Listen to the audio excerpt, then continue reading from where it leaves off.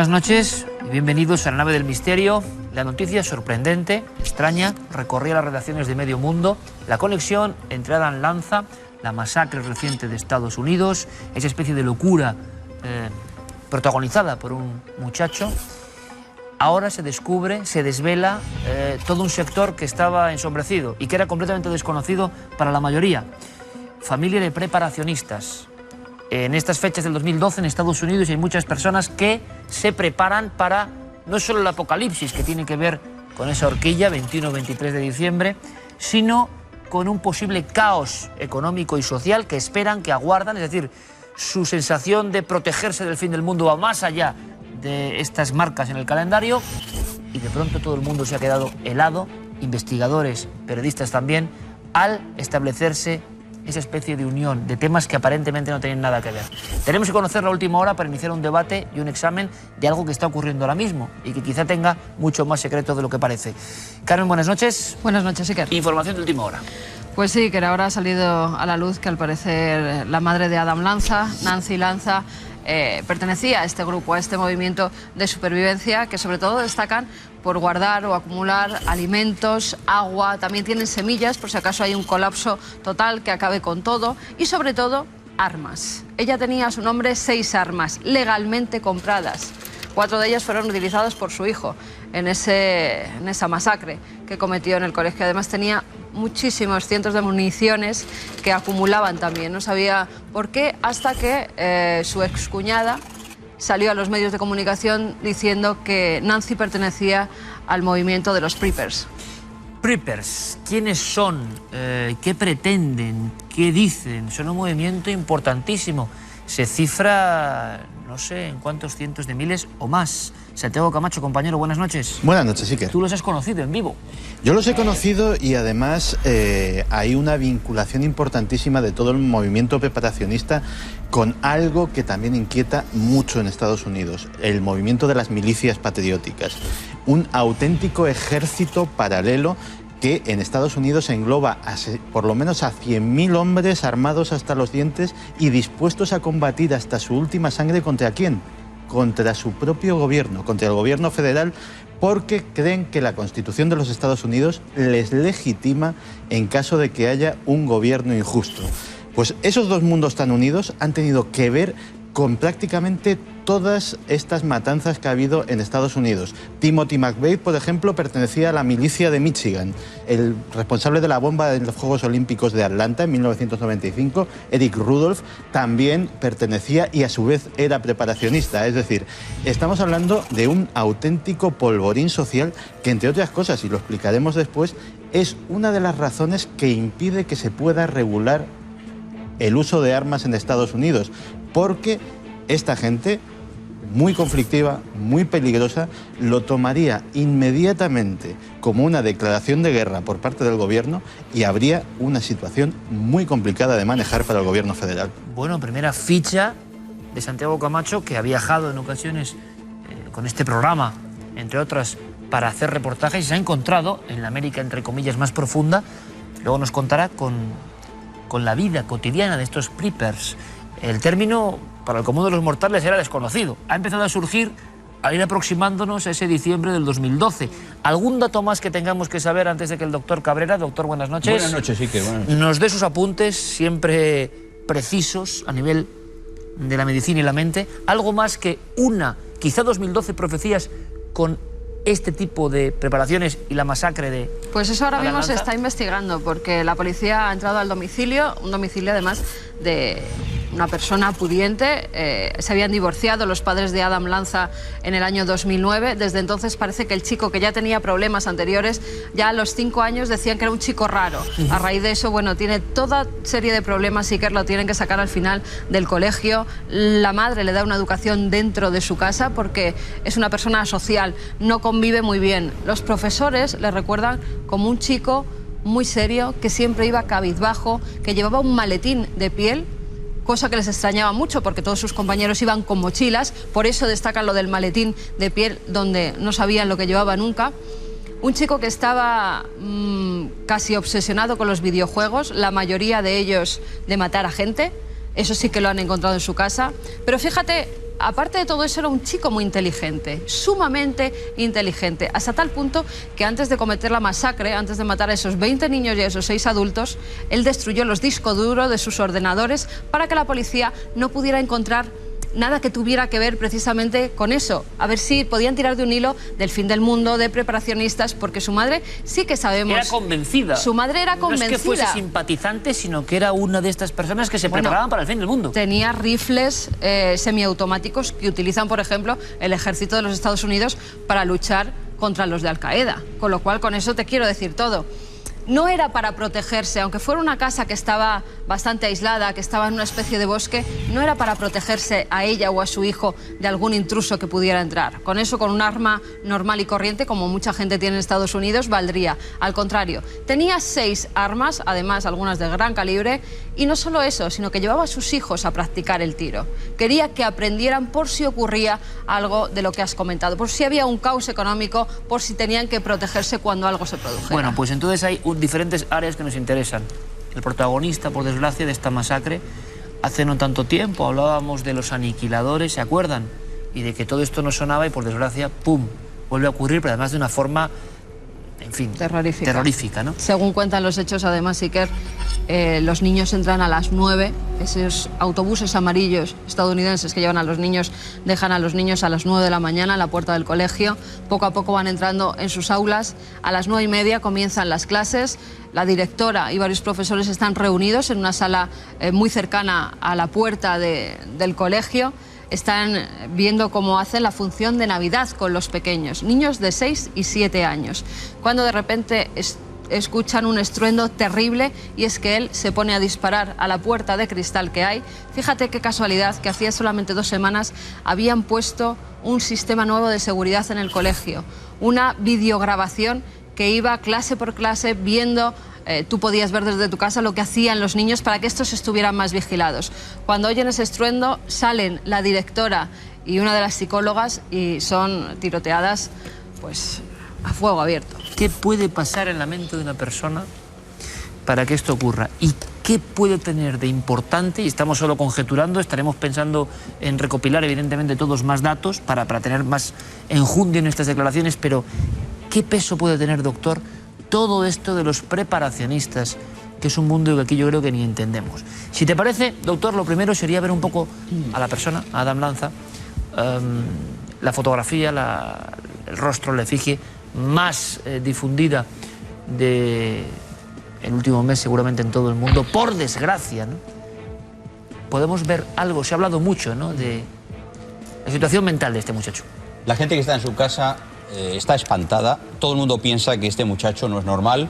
Hay documentos sanitarios que la policía americana ha enseñado donde se diagnostica un autismo infantil. Autismo infantil es algo así como una esquizofrenia en pequeñito, pero de un niño que va a crecer con ese autismo, el síndrome de Asperger. Este síndrome consiste en que la persona es muy inteligente, tiene una afectividad muy baja y tiene una ausencia total de sintonía con la realidad. Este muchacho tiene un mundo interior, que es la realidad. Y lo otro son cosas y objetos amenazantes. Este muchacho sale rebotado del colegio, se queda con el rencor y el odio de que de ese colegio ha salido rebotado y se lo guarda. Y cuando llega a los 20 años, después de un entrenamiento, como Carmen ha dicho, y como también Santi Camacho nos ha explicado, en una sociedad paranoica, donde todos temen a todos, porque también Israel está armada, pero con un enemigo exterior. Aquí el enemigo está dentro. Entonces, la sociedad americana es paranoica en ese sentido. Este muchacho llega el vaso de agua hasta el final, mata a su madre porque no quiere que su madre esté viva cuando todo el mundo sepa lo que ha pasado. No la mata por odio, como mucha gente ha dicho en algún programa de televisión, porque era el único vínculo con la realidad, su madre.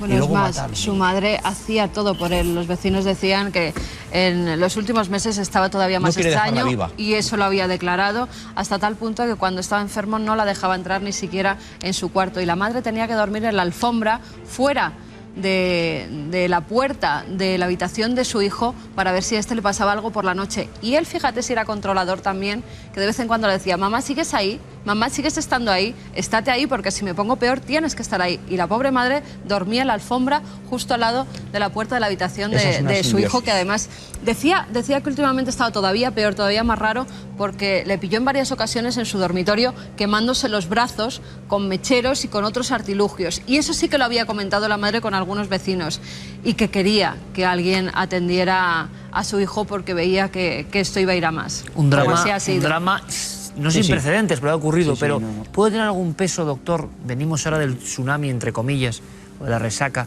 de ese 2012, del especial que hicimos del fin del mundo. Ahora muchas de las imágenes tienen cierto eco para hacernos la idea de en qué ambiente. Si la madre era preparacionista, no es que fuese seguidora de no sé qué partido político o con ciertas tendencias, es que ser preparacionista significa mucho. ¿Puede pesar todo eso del fin del mundo, el miedo, el enclaustramiento? ¿Ese ambiente crees? Es muy difícil, pero ¿que ha podido tener algo que ver con la tragedia? Seguro que sí. Porque estamos viendo en estos instantes, entre unos y otros, una especie de tendencia al miedo al caos, al miedo al fin del mundo, al miedo a gente extraña, al miedo a que esto se va a acabar, la crisis económica, todo globalizado. Y al final se genera una especie de psicosis colectiva donde la gente está en el límite de la tensión. Si este muchacho ha llegado a ese límite de la tensión, es cuando ha saltado. A lo mejor si no estuviéramos en este 2012, donde hay esa crisis global, donde hay esa red de redes, donde todo es ese bombardeo de películas llenas de muertos, que son muertos ficticios, al final este muchacho quizá no hubiera dado ese salto. Pero lo ha dado porque a lo mejor todo ese clima social le empuja. Él tiene un trastorno. No estaba medicado al loro, eso se ha dicho en los documentos de la policía.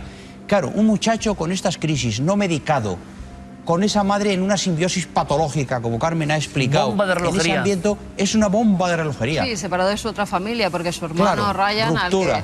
al que en un principio confundieron porque creía que era él el que había provocado los asesinatos, decía que no había visto a su hermano en los 2 últimos años, que no quería saber nada de él porque era una persona conflictiva. Desestructura. Desestructura total, sobre todo desde el año 2009 en que se separan los padres. Es entonces cuando este chico empieza a ir a peor.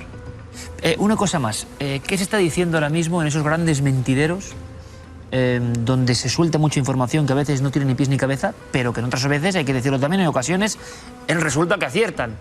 Santi, antes de hablar más de esos grupos del fin del mundo, sea en el 2012 o en el 2014, da lo mismo, gente que se prepara para ese caos, ¿qué se dice a nivel de la conspiración, de la contrainformación?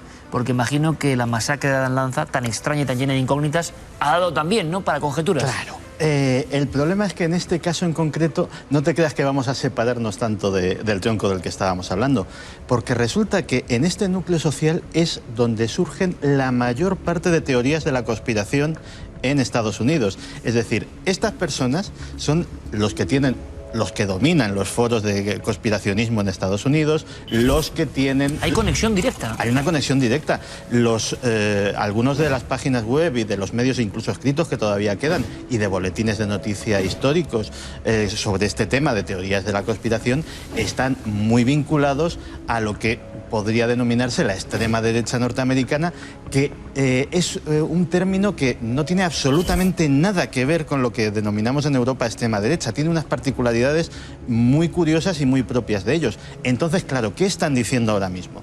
Ahora mismo estas personas lo que están diciendo es, o temiéndose, que esto pueda provocar o ser tomado como excusa por el gobierno federal para regular las armas y traer un sistema, el famoso nuevo orden mundial, tiránico y opresor contra el que se tendrían que rebelar estas milicias patrióticas, o bien incluso los que echan la imaginación más a volar, llegan a decir incluso que Adam Lanza podía haber sido un asesino programado para tener la excusa perfecta para provocar este control de armas, que básicamente es lo que más temen. Mira, todo este movimiento tiene un libro que es su verdadera Biblia, se llama Los Diarios de Turner. Los Diarios de Turner es una historia de ficción que se ha distribuido semiclandestinamente, desde a través de internet hasta por fotocopias cuando se inició, porque es un libro en el que básicamente se narra una rebelión contra el gobierno federal. ¿Y cómo empieza esa rebelión? Con un decreto de control de armas. Entonces, un miembro de estas milicias patrióticas, el protagonista, Turner, decide tomar las armas y enfrentarse al gobierno. en una historia que acaba con gente colgada a miles en las farolas, traidores a la patria, con armas nucleares utilizadas contra el propio pueblo norteamericano, es decir, un escenario apocalíptico y que en las mentes de muchas de estas personas que viven en un entorno, como muy bien ha dicho el doctor Cabrera, de absoluta paranoia, son reales y es un peligro real al que tienen que enfrentarse, con lo cual estamos ante un problema que no solamente es grave, sino que ha dado muchos problemas en el pasado. Ha habido muchos incidentes violentos en el pasado relacionados con todo este entorno y los va a haber en el futuro. Más aún si a Obama se le ocurre, como ha prometido, como ha sugerido, hacer algún tipo de legislación sobre las armas de fuego. Se van a oponer, ¿no? El efecto contrario. Han salido diciendo que se han vendido después de esta masacre más que nunca armas, sobre todo de gran calibre. Los rifles semiautomáticos, esos de los que te hablaba, que utilizaba el ejército de Estados Unidos, han salido a la casa diciendo que están vendiendo más que nunca precisamente por ese temor a que se empiece a regular y no puedan comprarlas después. Vamos a ver, una armería norteamericana es un espectáculo, o sea, hay que entrar, verlo y para comprenderlo. O sea, aparte de que estamos viendo paredes enteras llenas de armas de fuego, básicamente no estamos hablando de armas de caza.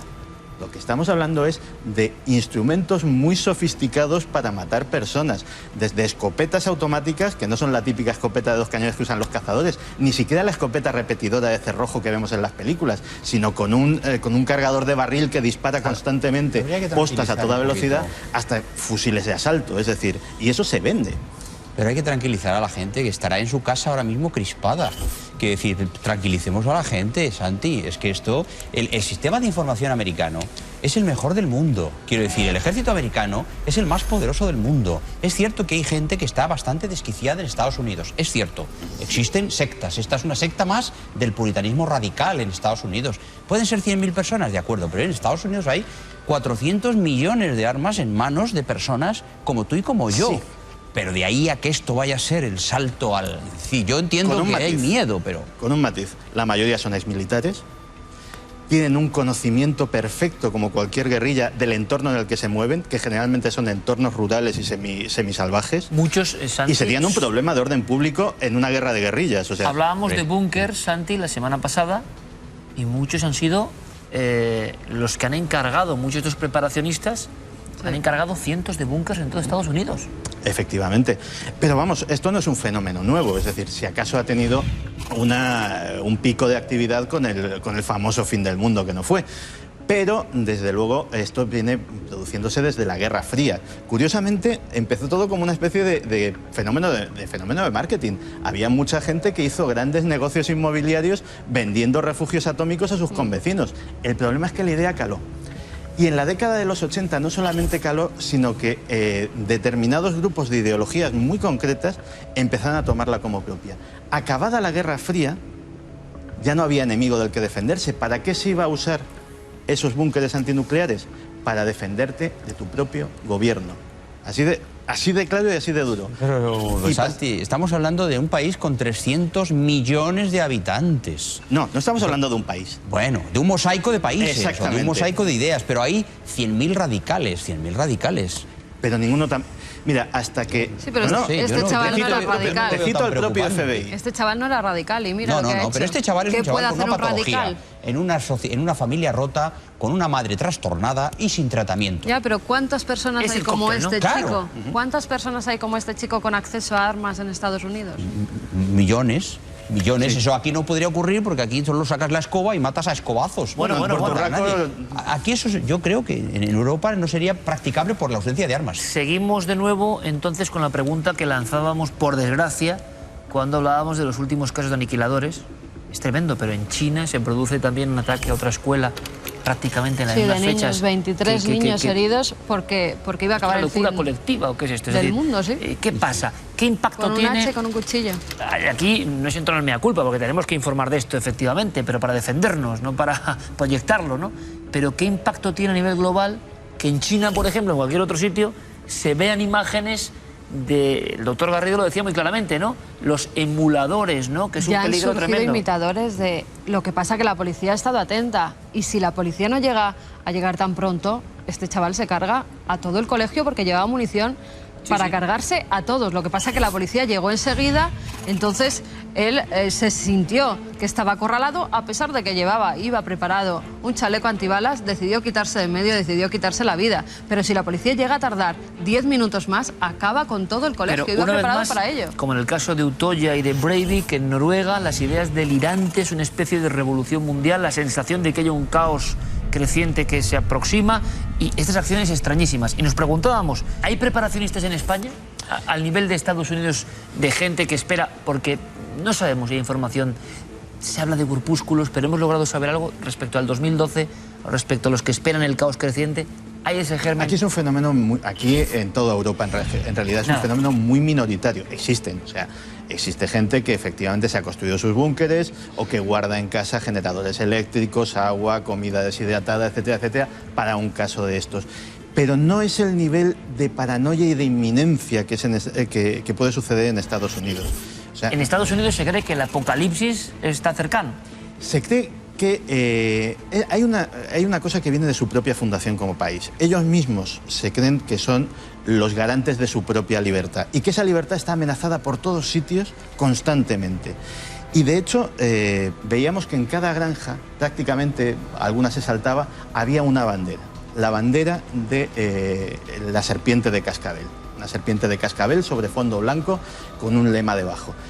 Esa bandera viene de la época de la Revolución Americana. Era la bandera de los llamados los Minutemen. Los Minutemen eran los guerrilleros que estuvieron hostigando constantemente a los ingleses. El tener esa bandera en frente de tu casa, al lado de la bandera estadounidense, quiere decir al que la ve que el propietario de esa casa está dispuesto a tomar las armas en cualquier momento en el que él crea que el espíritu americano está amenazado por un enemigo externo o interno. Y eso, ya te digo, no era una granjita de cada 10, era a lo mejor de cada 10, 8. Pero al mismo tiempo que hay esa paranoia que el enemigo está al lado, porque el enemigo está al lado, no está fuera, en Estados Unidos hay Amish, hay mormones, hay la ciencia cristiana. Es decir, Estados Unidos es que está un mosaico tan inmenso que yo creo que pesa más lo bueno, entre comillas, que lo malo. Te voy a citar al propio FBI. Antes del 11S, la mayor amenaza para la seguridad nacional de los Estados Unidos, según el FBI, eran precisamente estos grupos. No nos olvidemos que el mayor atentado de la historia, casi 200 muertos, el del edificio federal de Oklahoma City, lo llevó a cabo un solo miembro de la milicia de Michigan. Uno solo. ¿Y que tiene que ver con estos grupos preparacionistas? Sí, sí, evidentemente. Gracias, doctor. Gracias, Santi. La información merecía la pena. De alguna forma, la cara oculta ha inundado hoy la primera parte del programa, porque más oculto que esto y más extraño que esto, y ojalá más excepcional que esto, ¿no? Que no volvamos a contar una historia tremenda con muerte de niños. Vamos ahora con otras cosas, vamos ahora con otra extinción, fin del mundo, pero fin del mundo para unos animales prodigiosos, para unas criaturas que gobernaron la Tierra durante cientos de millones de años, para algo que nos fascina, ¿no? Que todavía nos sigue generando una especie de hipnosis colectiva. ¿Qué niño no ha soñado con los dinosaurios? Ahora, ¿por qué se extinguieron los dinosaurios? ¿Qué pasó? ¿Cuál fue su final de los tiempos? Y sobre todo lo que está ocurriendo ahora. Fíjate, doctor, muchos científicos intentan volver a traer los dinosaurios. Parque Jurásico en la realidad. ¿Tú estás de acuerdo o no?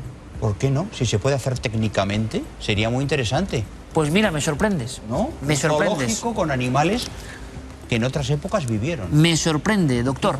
Pues quiero que vean este reportaje que nos pone un poco en situación. Viajamos de la actualidad a un tiempo muy lejano.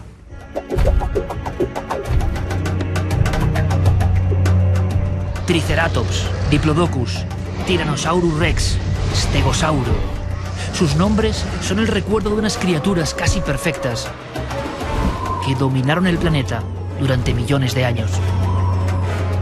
Criaturas que fueron destruidas por su creadora, la madre naturaleza. De algún modo global, que aún sigue siendo un misterio. Muchos niños del mundo hemos soñado con el poder y la fuerza de los dinosaurios, como si fuesen actores de un viejo cuento infantil ocurrido hace mucho. Sin embargo, es posible que nos equivoquemos y que aún nos quede tiempo para, mediante un milagro científico, volver a verlos con vida.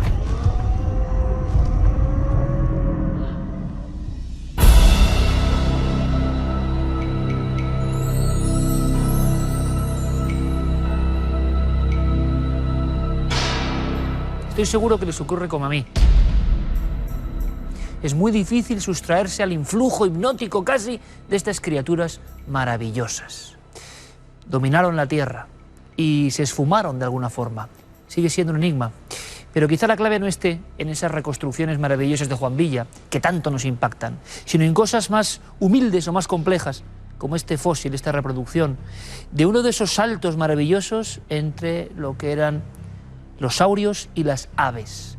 Fíjense muy bien, porque en este Archaeopteryx está quizá la clave que ahora nos comunica con la posible resurrección de los dinosaurios. ¿Suena fuerte? Bueno, directamente el protagonista que inspiró Parque Jurásico está metido en todo esto. ¿Qué está pasando? ¿Qué está ocurriendo? Al mismo tiempo, ustedes saben que últimamente hay noticias sobre la posibilidad de clonar dinosaurios, de traerlos a nuestro tiempo. ¿Es una barbaridad? ¿Qué implica todo eso? ¿Es jugar a ser dioses o hay un interés real, científico, interesante para aprender? El debate está servido y vamos a llevarlo con nuestros compañeros. José Manuel Nieves, bienvenido, amigo. Hola, Iker, ¿qué tal? Buenas y noches. Luis Miguel Domínguez, bienvenido. ¿Qué tal, Bienvenido. Iker? Buenas noches. ¿Cómo estáis? Muy bien, muy felices. Muy bien. Pues nosotros, por supuesto, de tenerlos aquí también y de aprender un poco, porque es increíble, ¿eh? No podemos apartarnos. Sigue habiendo una conexión con la niñez, con todo el tema de los dinosaurios, sin duda alguna. Sí le pediría a José Manuel Nieves, para centrarnos, y aunque sea muy gráficamente y casi en titulares, este doctor Horner, ¿qué ha hecho para que todo esto vuelva a salir a la luz con esos titulares tan impactantes Sí. de ¿volverán los dinosaurios? Sí, bueno, Jack Horner, lo has explicado muy bien, es uno de los mejores o más destacados paleontólogos que existen, no de ahora, sino de hace muchos años. Sus investigaciones han dado la vuelta al mundo y de alguna manera es el responsable de uno de los responsables de nuestra manera actual de ver los dinosaurios. Con sus propias palabras, estuve con él hace poco, es sacarle a la gallina al dinosaurio que lleva dentro. Que esto es una expresión preciosa.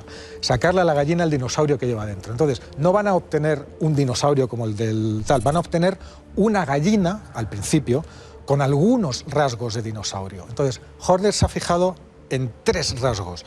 ¿Qué tenían los dinosaurios? Pues tenían un tamaño determinado, tenían garras, porque eran terópodos. Los terópodos son, como ese, son los que van sobre 2 patas, carnívoros y que llevan garras en los brazos, en las manos.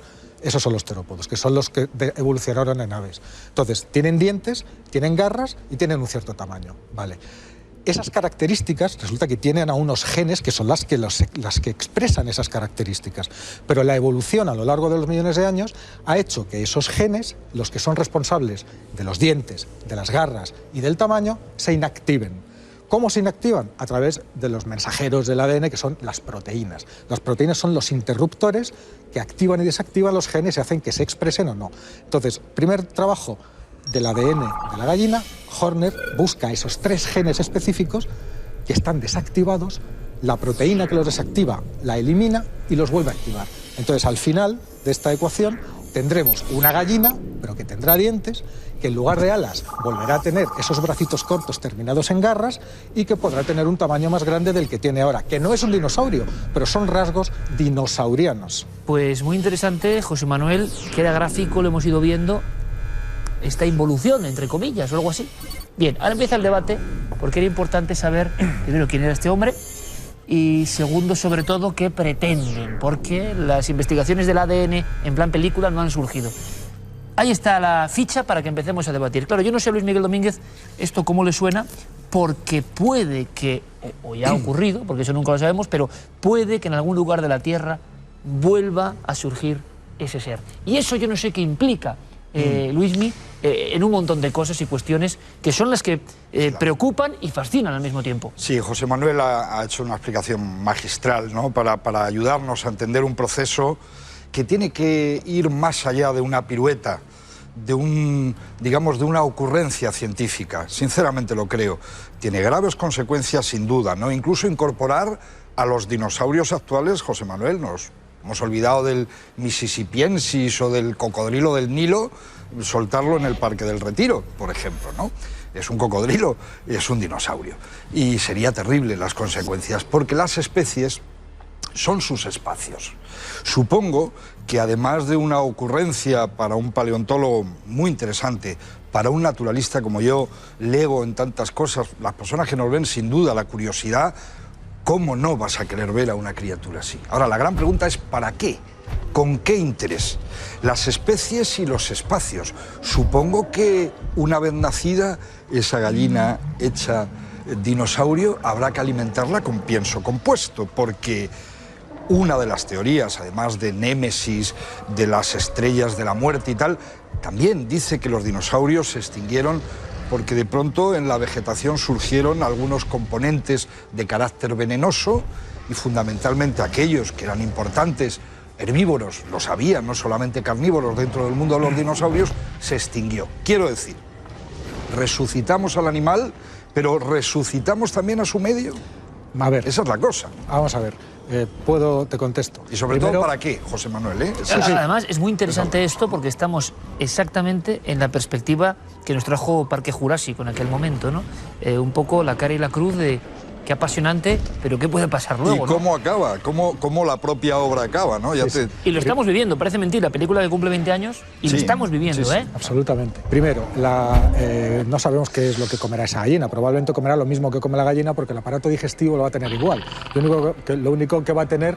Sí, lo único... No. A ver, los únicos genes que se van a tocar, a reactivar, son los genes de los dientes, o sea, 3 genes, de los dientes, los genes de que en lugar de alas, porque un embrión de pollo... Hombre, no es poca cosa, José Manuel. Sí, pero no tiene nada que ver con la dientes, garras y brazos en vez de... Pero bueno, es lo de menos. Pero lo que quiere decir, un embrión de pollo, cuando está en el estado embrionario dentro del huevo, muestra durante un tiempo muy corto esos rasgos, muestra esos... es decir, no tiene un ala, tiene los huesos de un brazo. ¿Para qué va a servir el bicho cuando ya esté creado? El bicho sirve para que lo veamos. Para que lo veamos, es que no tienen ninguna otra utilidad. Bueno, pues en vez de la gallina, sacar de la gallina el dinosaurio que lleva dentro, saquemos de nosotros el neandertal que llevamos dentro, que se va también por ese camino. A ver, espérate. ¿No? A partir de ahí se habla la frontera. Es apasionante, es apasionante, se ha hablado de eso. Lo importante no es conseguir una gallina con dientes y con garras en vez de alas. No es eso lo importante. Y yo no lo sabía porque me lo has contado muy bien, pero yo estoy impresionado, ¿eh? Sí, sí,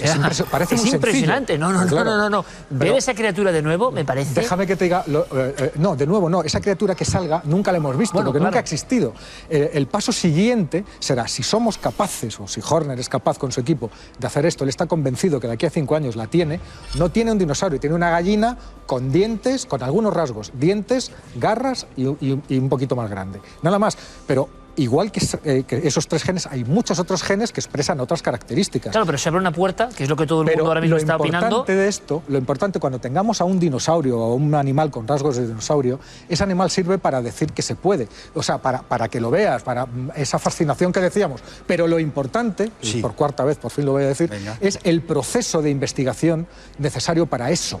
Y para conseguir eso, por ejemplo, aplicaciones que se están empezando a hacer desde ya, son para el estudio y corrección de todas las enfermedades de médula, porque funcionan de la misma manera. La médula espinal, estos... Vemos miles y miles de personas que tienen esos problemas y que son incurables absolutamente. Por ejemplo, una aplicación práctica de esta investigación es saber dónde y cómo tocar para que eso se desarrolle de otra manera. ¿Por qué te convence? No, porque al final siempre hay un trasfondo. En el caso transgénicos, por cierto, un famoso debate, el tema es el hambre en el mundo, ¿no? Gracias a los transgénicos, el hambre en el mundo se va a resolver. Siempre hay una especie, en tu opinión, de coartada un poco extraña. Siempre hay una coartada. En este caso, efectivamente, una persona que nos está viendo que tiene un problema de movilidad, lógicamente, y además lo haces con muy buena intención, José Manuel, te lo digo, pero te digo también lo que pienso, ¿no? Detrás, ahí va, pues que tiren adelante con el tema del dinosaurio, que de paso vamos a resolver un montón de cosas. Eso es uno, y luego es ver el mecanismo de la evolución en marcha. Y no, pero sobre todo hay una cosa importante. Si este debate lo estuviéramos teniendo a la luz de una vela en el siglo XIX,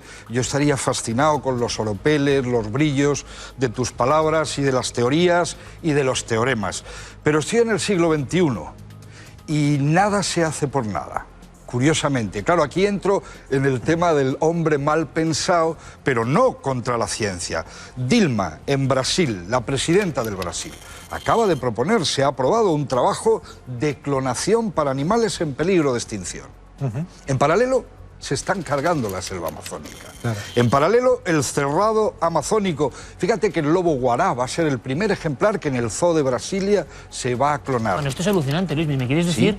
Lo desconocía por completo y cómo agradezco, primero, enterarme de tantas cosas, que en Brasil se ha aprobado, digamos, carta o luz verde para esos animales que están en la franja. Efectivamente. Bien, y está muy bien. El asunto es que uno lo oye y dice, oye, qué estupendo. ¿Qué pasa? Que es curioso, porque ¿quién financia, patrocina, pone el dinero en esas aventuras científicas concienzudas? Las empresas petrolíferas, las empresas de diferentes sectores que están destrozando el medio de esos animales en vivo, vivos. Y entonces realmente esta es la parte, el telón de fondo que a mí me disgusta, más allá de la curiosidad científica, que cómo no voy a querer yo abrazar pero no a es un dinosaurio. No es una simple curiosidad, te explico. Vamos, te explico mi punto de vista. Yo sé que hay perversiones en este sistema, por supuesto, pero también sé que es mucho mejor hacer eso que no hacer nada. Y estamos hablando, nos vamos a limitar, no vamos a empezar con los transgénicos, porque no, pero vamos a hablar de la clonación. Entonces, la clonación es un conocimiento científico que a mí me da mucho miedo, pero me da mucho miedo porque, no por los motivos que a ti, por la posibilidad de que se pueda desmandar, de que algún sinvergüenza pueda desmandar. Entonces, los mismos motivos que los míos. No. ¿Cómo que no? Verás, me explico. ¿Qué ves de raro en mí, además de un neandertal pero me explico, en el siglo XXI? El hecho de que el gobierno de Brasil haga eso, bueno, ¿sabes? El único animal, el primer animal, o sea, se están intentando clonar animales o tener muestras de ADN para después hacer clonación de animales en peligro de extinción, y por otro lado hay otra línea que está intentando recuperar animales ya extinguidos. Extintos, exactamente. En esta línea, es lo más espectacular, pero en esta línea, el único animal extinto que nunca ha sido vuelto a la vida, ¿sabes cuál es? Fue aquí una en cabra España. hispánica, y fue un español el que lo hizo. ¿Y sabes lo que pasó? Se murió. ¿Sabes lo que pasó? Claro, es que en el año 2000 murió Celia, que era el último bucardo, se está refiriendo José Manuel al bucardo, una subespecie de la capra pirenaica. Exactamente. Que además vivía en un parque nacional, que por tanto tenía todo tipo de protección, que habíamos zurrado hasta llevarla, abocarla al mismo borde de la extinción. Y por fin, cuando las autoridades se ponen las pilas, Celia, el último ejemplar, muere en el año 99, en 1999. Sí, se consigue material genético, se saca ese material genético con la idea de soñar con restablecer el orden perdido, es decir, en vez de prevenir, intentar curar. ¿Y sabes lo que pasa, Iker? Se consiguen 439 embriones. Y solamente nace uno. Solo nace uno, que dura 7 horas. Y se muere. Y es el primer caso de clonación, y es en España, y es con el bucardo. Eso que tú vendes, eso que vendo pasó. Pero eso que tú vendes como un fracaso es un éxito sobrecogedor. No, es un fracaso alucinante. Porque el bucardo se ha extinguido y porque el hombre sigue considerando que curar es mejor que prevenir. Y como insisto, no estoy en el 19, estoy en el 21, sigo incorporando necesariamente en los pasillos que tú recorres. Yo quisiera el extintor, el cortafuegos, de la ética, de la incorporación. Esto es muy importante. Es que es innecesario. Yo no quiero entrar en un debate científico. Parece que es la clave y estoy seguro que esto cala también en el gran público, ¿no? Bueno, esto es muy apasionante, pero ¿qué límites tiene? Se habla, Luis Miguel, de otros animales, se ha hablado de mamut, se ha hablado del famoso tigre marsupial, el tilacino. Vale. Bueno, todo eso, ¿a dónde va? ¿Y qué consecuencias crees tú que puede tener ahora mismo? Yo lo primero que quiero decir es que soy una persona sensible, me interesan estos temas. ¿Cómo no me va a apetecer ver a un mamut? Pero quiero verlo en el Manzanares, lo subo hasta hace bien poco. La gente tiene que saber, hay una subespecie de rinoceronte lanudo única en el mundo, en Getafe, en el arroyo del Culebro. Bueno, yo no los quiero en Siberia, los quiero en Getafe. ¿Pero qué quiero decir con eso?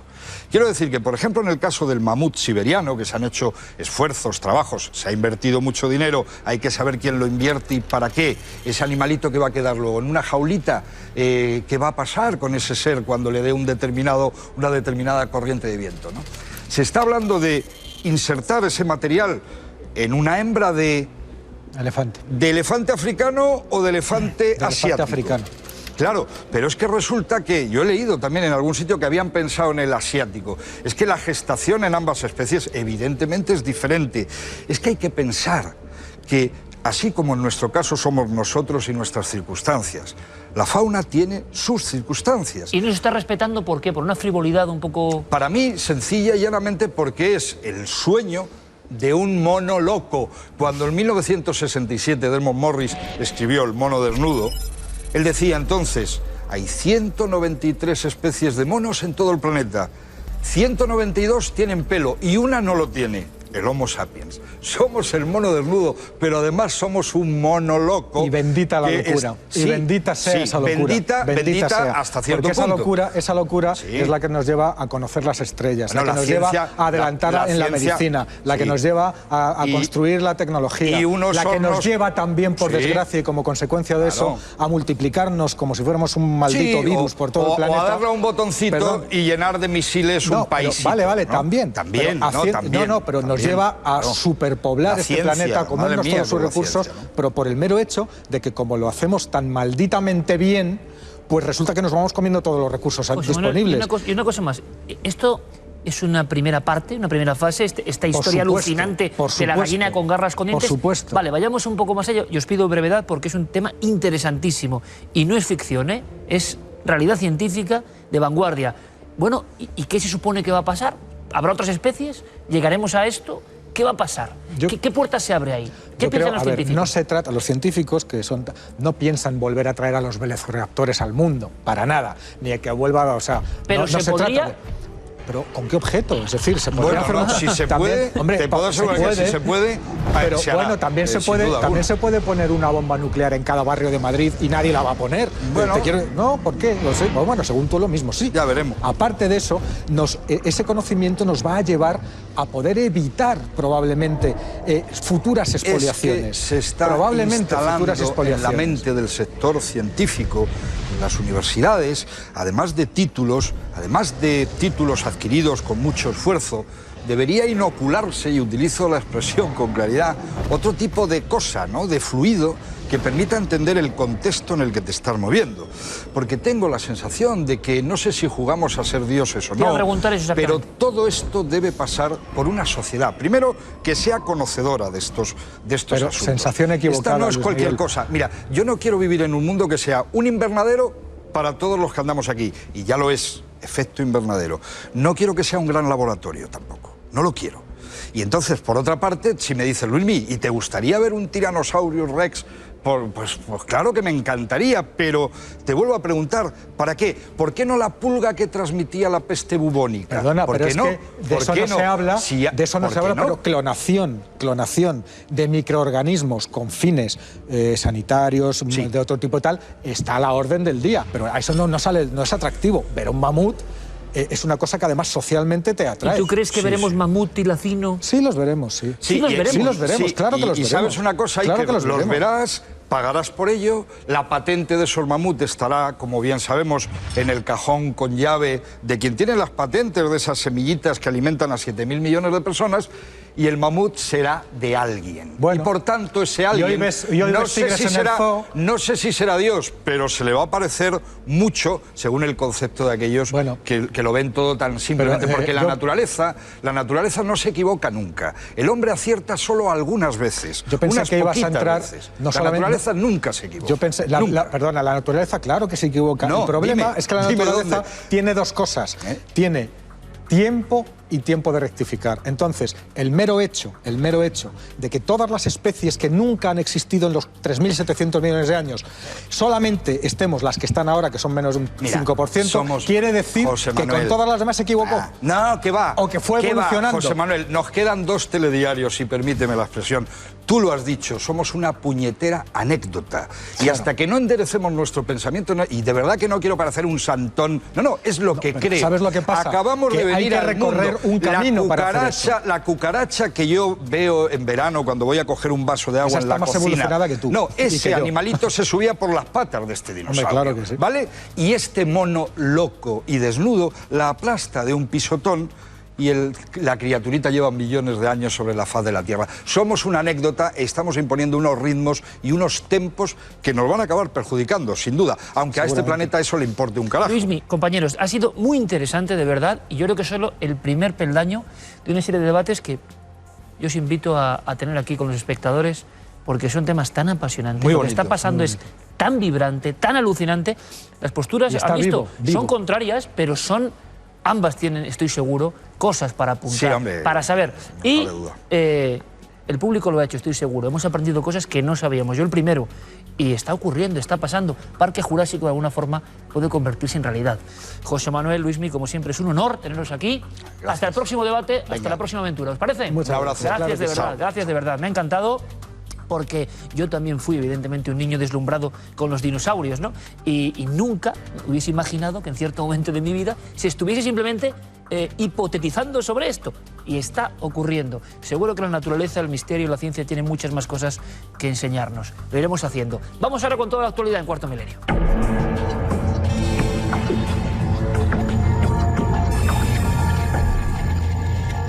Esta semana comenzamos nuestro informativo en Berlín, donde se está celebrando el descubrimiento del busto de la reina egipcia Nefertiti hace un siglo. Fue un arqueólogo alemán, Ludwig Borchardt, el que el 6 de diciembre de 1912 descubrió el busto de la oscura esposa del faraón Ajenatón.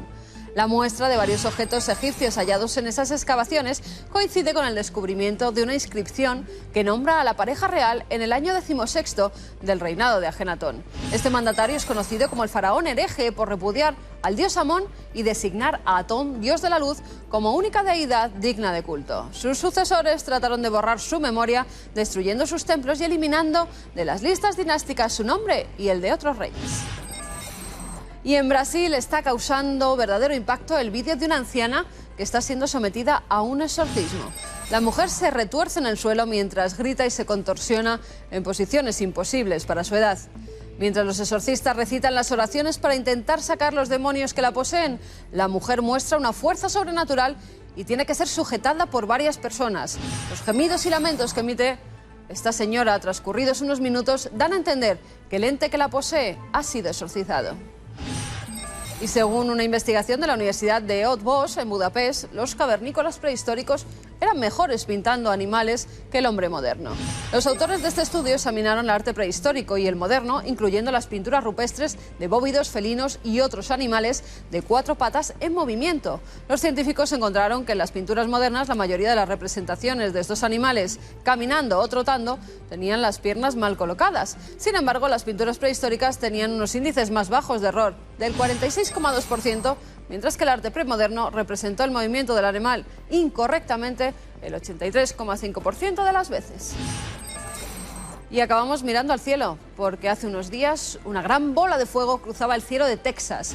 El fenómeno fue grabado por una cámara de la NASA que se encontraba en Mayland, en Nuevo México, y según la propia agencia espacial es muy inusual y da testimonio de la luminosidad del evento. Los astrónomos creen que el fogonazo se trató de un meteorito, muy probablemente un fragmento del cinturón de asteroides que se encuentra entre las órbitas de Marte y Júpiter. Los resultados preliminares indican que hay meteoritos de este meteoro al norte de Houston y los científicos ya han comenzado a realizar estudios para afinar la zona de impacto.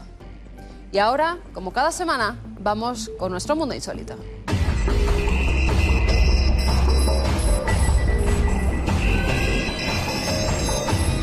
Comenzamos en Suecia, donde la policía está investigando a un artista, a un pintor, Carl Mitchell, que resulta que ha mezclado cenizas que recogió en un campo de concentración de Polonia, cenizas de personas muertas durante la ocupación nazi, las ha mezclado con pintura y se ha liado a pintar cuadros. Claro, cuando entró gente a la exposición y vio que los restos de sus compatriotas estaban en esos cuadros, enseguida denunció a este artista.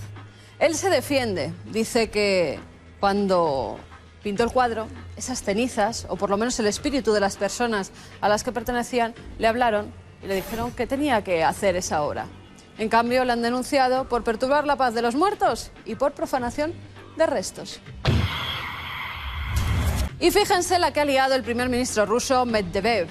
Se dejó el micrófono abierto durante una entrevista y le grabaron diciendo que creía en Papá Noel. Bueno, en estas fechas es lógico, ¿verdad? Papá Noel viene. Y también que los extraterrestres estaban ya entre nosotros, que dentro de los archivos clasificados del gobierno ruso se decía y sabían perfectamente quiénes eran. O sea, que los aliens conviven con nosotros y están identificados. Y acabamos en Estados Unidos, porque fíjense en esta mujer, Terry. La va a grabar un programa de televisión porque es un amante de los gatos. Tiene más de 50, pero fíjense lo que se encuentran las cámaras. Abre la nevera y hay más de 100 cuerpos congelados de esos gatitos. Ella, la pobre, iba recogiendo a los pobres animalitos que estaban abandonados alrededor de su casa, a todos los metía allí, pero no tenía dinero ni medicinas para dar a estos pequeños felinos. ¿Y qué hacía con ellos? Cuando enfermaban, como tampoco tenía dinero para cremarlos, los metía dentro del congelador. Una acumulación de gatos, esos se encontraron dentro de la nevera. Y ahora nos vamos con una información sobre el tan manido ya fin del mundo. Iker nos lo cuenta todo.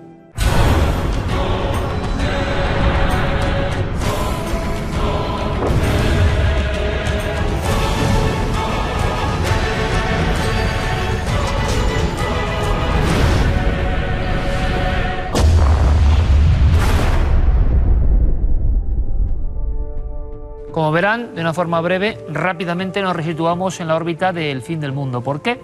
Porque de alguna forma, según los expertos, todavía estamos en esa horquilla de tiempo donde es posible. Porque no solo existen, evidentemente, las profecías mayas, no son solo ellas señal de fin de los tiempos. Es más, me interesa, y era imposible concentrarlo en el dossier de la semana pasada, que ustedes conozcan algo sobre otras civilizaciones y culturas que también vieron esos signos del final de los tiempos. Y lo vieron de una forma muy gráfica y que nos puede hacer reflexionar. ¿Son curiosidades o hay algo más? Las diferentes culturas que en el mundo han sido, ¿coincidían en el tiempo? Bueno, resulta curioso observar, por ejemplo, el Kali Yuga. El Kali Yuga sería un poco la edad oscura, una sensación cíclica de tiempo, lo mismo que nos contaban de nuestros amigos los mayas. El tiempo no es lineal como para nosotros, sino que hay una especie de rueda que nos vuelve a conectar con un mismo estado de las cosas. Pues bien, el Kali Yuga, esa especie de edad oscura, parece que se asemeja, si uno hace la lectura en frío, con muchas cosas que están pasando. A mí me sorprendió, porque estamos justo a punto de abandonar una de esas eras o mundos del Kali Yuga y entrar en otro que imagino, ojalá, sea mucho mejor. Pero ¿qué nos dice esta antiquísima tradición hindú? ¿Qué significa? ¿Cómo se puede interpretar? Bueno, uno de los grandes expertos es el amigo de este programa, Fernando Sánchez Dragó, y a él le hemos preguntado sobre el Kali Yuga, sobre la Edad Oscura y sobre qué elementos pueden tener una relación con cosas que son ahora prácticamente motivo de noticia diaria. Se van a sorprender, lo van a ver. En la cosmogonía india, el mundo es cíclico, es decir, se repite. Hay grandes ciclos, lo que se llaman kalpas. El Kali Yuga corresponde al cuarto y último ciclo de toda una fase del cosmos, ¿no? Cada fase, calculan los indios, yo no sé cómo lo hacen, la verdad, son 432.000 años. Y se supone que estamos prácticamente ahora al final del Kali Yuga y al borde de dar ese salto cualitativo y cuantitativo que nos conduciría a una nueva edad de oro. El Kali Yuga constituye la peor etapa de la evolución del hombre y se caracteriza por el dominio de la mezquindad, por la ausencia de espiritualidad y por la presencia de todos los pecados capitales. Es el período de la degradación generalizada que precede a la disolución del universo y a su posterior refundación y generación. Cunde en dicha etapa la idolatría del becerro de oro y es en ella un furibundo lobo el hombre para el hombre. Todo se vuelve violencia, rapiña, beligerancia, competitividad, sucedáneo, vicio, satiricón y economía. Lo virtual, Internet, sustituye a lo real, la discordia a la concordia, la materia al espíritu. Ejerce el mando en ese ciclo la casta de los Shudra, generadora y responsable de todas las ideologías perversas: fascismo, nazismo, capitalismo, socialismo, nacionalismo y, a mi modo de ver, también el judeocristianismo. Y abundan en ese periodo las guerras, la penuria, el hambre, la explotación, la morbidez, la locura y las catástrofes de origen natural y artificial. Es una descripción impresionante, formulada hace miles de años, del mundo actual. Parece que podía venir en el periódico de esta mañana, ¿no? Esto es lo que dice el Kali Yuga, la antiquísima tradición sobre la Edad Oscura que estamos ahora mismo atravesando como planeta y como mentalidad común. Sorprendente. También lo son esos signos del final por parte del Islam, muy desconocidos. Habitualmente no se habla de esto, pero en el mundo islámico evidentemente también hay una serie de textos más o menos apócrifos, pero sí aceptados, que hablan de estas cuestiones. Y hablan además con detalles muy precisos sobre lo que ocurrirá en ese tiempo de la tribulación, en ese tiempo que llaman la hora. Los hadices son una serie de vamos a decirlo así, códigos, sobre todo interpretados oralmente, y que han tenido una larguísima tradición en el mundo musulmán. Esos hadices hablan de ese momento. Para los mayas, 21 de diciembre de 2012, para el Kali Yuga, rueda de alguna forma de esa edad oscura. Bueno, Andrés Guijarro, uno de los grandes expertos arabistas en nuestro país, ha intentado poner un poco de luz y también asociar esas señales con cosas que pasan ahora. Y algunas son muy significativas y no se suelen comunicar. Y yo quiero que ustedes las conozcan. Esta es la opinión de Andrés Guijarro. En concreto hay un hadiz conocido, muy recordado y muy citado por los musulmanes, que se conoce como Hadith Jibril, el Hadith de Gabriel, del arcángel Gabriel, porque el arcángel tiene una función importante en la transmisión de este Hadith, en la que se hace mención de dos situaciones que tendrán lugar al final de los tiempos y que serán signos claros de la proximidad del final de los tiempos. Uno es la presencia de edificios altísimos en la península arábiga. Dice en concreto el hadith que los pastores de camellos construirán, es decir, los pastores de camellos, los beduinos, los habitantes autóctonos de la península arábiga, construirán edificios altísimos, ¿no? Bueno, pues es sorprendente que algunos de los edificios más altos del mundo hoy en día se encuentren en la península arábiga, ¿no? Y otra referencia que aparece en el mismo hadith es que la esclava o la sierva dará luz a su señora, interpretándose como que las madres serán las siervas o como se convertirán en las siervas de sus hijas, es decir, los padres serán los esclavos de sus hijos. ¿Y qué aprendemos de todo esto? Si hay algo que aprender, pues que todas las civilizaciones importantes han tenido su propio concepto del final de los tiempos, una especie de conflagración entre fuerzas del bien y del mal, y antes una serie de elementos que se iban cumpliendo como en siniestra profecía. O sea, la cuestión de los mayas es tan solo una, hay muchísimas más, y tampoco el orbe de la cristiandad se salva de esto. Ahí está el famoso apocalipsis que sobrecoge y que un día, si quieren, analizaremos en profundidad. Pocos libros tan tenebrosos, tan impactantes como los Beatos, que nos cuentan esa batalla del Armagedón, esa batalla final. Es decir, hay una idea constante en el ser humano, desde que es ser humano, de que hay un tiempo en que esto se acaba. Ahora, también pensamos que parece que todas las escrituras están bastante erradas en el tiempo. Sobreviviremos, ¿verdad? Estamos absolutamente convencidos, y quizá haya que extraer una lectura de transformación dentro de todo esto. Diferentes culturas, en la misma franja del tiempo, nos decían que algo se iba a acelerar, que algo iba a ocurrir. Lo que sí ocurrió, y ocurrió de una forma absolutamente mágica, fue la aceptación de la exposición de Cuarto Milenio, que pudimos disfrutar durante 3 días, supo a poco, pero de verdad que pudimos ver esa comunión entre el público y lo que significa un poco casi la carcasa, los elementos con alma de este mundo nuestro, que es el de la nave del misterio. Hemos preparado un reportaje, hemos intentado concentrarlo en las cosas más simbólicas, también con sus voces, también con sus opiniones, con sus expresiones y con todo lo que allí se vivió. Y creo que es un reportaje que hacemos para que también sea un homenaje a todos ustedes, todos los que pasaron frío, estuvieron en las colas, estuvieron esperando, aguardando para compartir con nosotros ese momento mítico, justo en el umbral en el que se cumplía esa fecha del fin del mundo, y que ya por fortuna pues queda un poco atrás. Vamos con ese reportaje. Es la historia de una humilde exposición, eso sí, única en el mundo.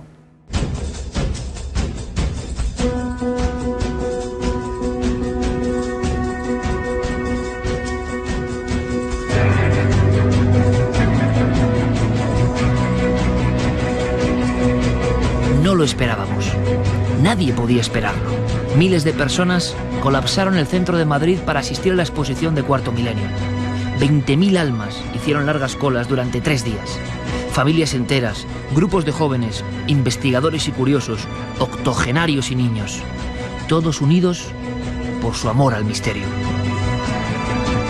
Habíamos preparado todo con la máxima ilusión y en tiempo récord, aprendiendo de la experiencia pionera para en un futuro poder hacerla mejor y que nadie se quedase sin disfrutar de ella.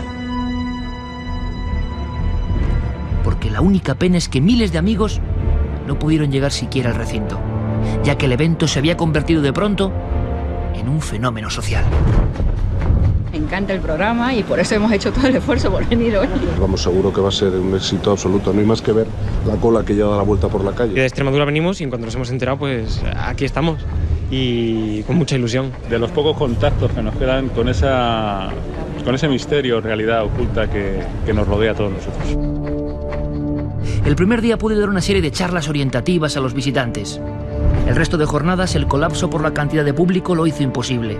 No había un centímetro libre a nuestra llegada. Pero cogí el micro y me adentré por ese mundo de sueños, realidades de piedra, seres extraños y documentos proféticos que construían el esqueleto de este humilde museo único en el mundo.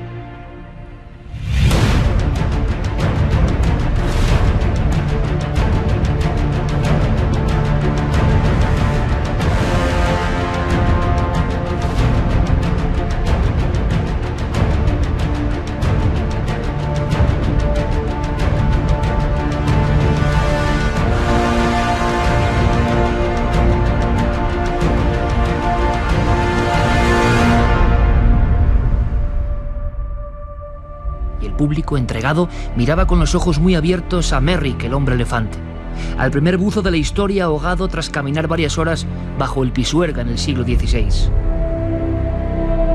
al entrañable hombre de palo, autómata de ese Leonardo da Vinci pobre que vivió en Toledo, o a la familia imponente de los Yeti, Sasquatch y Almas. Las creaciones de Juan Villa y las personas que se situaban frente a ellas generaban un curioso efecto. El misterio y sus observadores, cara a cara, como un espejo que se reflejase más allá del tiempo y el espacio, mirándose unos a otros, sin perder un ápice de curiosidad. Esto se acentuaba en otras zonas más oscuras, tan oscuras como la mente humana y el pasado más lóbrego, que también es parte del misterio. La maldita etnia de los Goyut, los extraños animales monstruosos o los cuerpos yermos de la vieja morgue, iniciaban así el sector de las pesadillas, provocando más de un escalofrío. Los vampiros encarcelados en sus planchas de metacrilato de Venecia, Celicovique y Sozopol, el vigilante conde Orlok, más conocido como Nosferatu, o el médico de la peste, cuervo imponente, digno de Allan Poe, que parecía llegar allí vagando desde los oscuros páramos de la Castilla del siglo XIV. Todos completaban este mosaico de lo inquietante.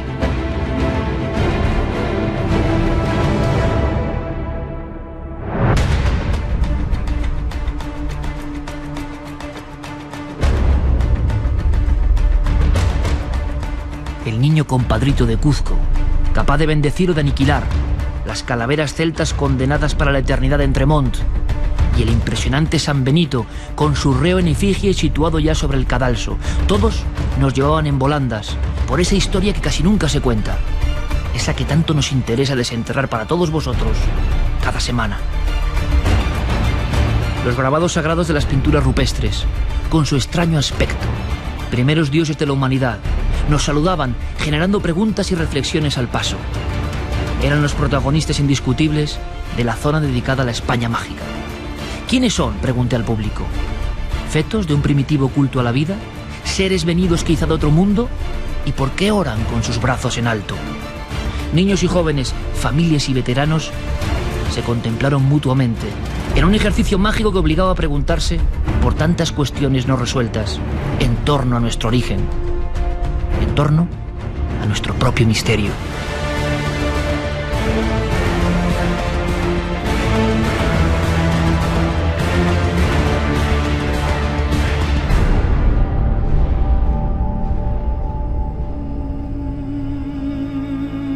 No podía faltar el 2012.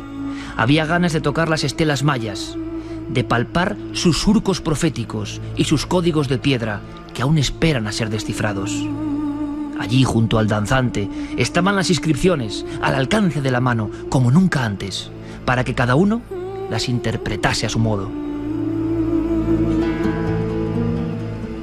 Y a la sombra de la gran Puerta del Sol de Tiahuanaco reposaban los misteriosos hombres robot de Göbekli Tepe o el monolito Bennett, como centinelas mudos de la exposición, vigilantes y silenciosos, con el peso de los milenios sobre esos hombros propios de los astronautas de la antigüedad.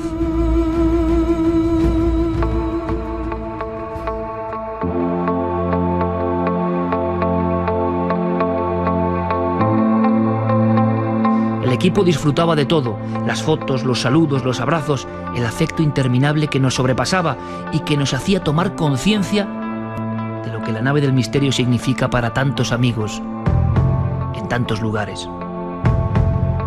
Mientras todo esto ocurría afuera, con la noche helada sobre Madrid, miles de almas inquietas seguían pacientemente aguardando su turno. En una procesión emocionante y llena de dignidad, una muestra de cariño que el equipo de Cuarto Milenio no va a olvidar jamás, y yo tampoco. Porque esta exposición en diciembre del 2012, en esa fecha marcada a fuego desde hace tanto tiempo, es un nuevo mundo para nosotros. No es el final, es el principio. El inicio de un entusiasmo que nos embarga para estar a la altura de tanto afecto, de tanto cariño, de tanto amor por el misterio. Gracias en mi nombre y en el de todo mi equipo.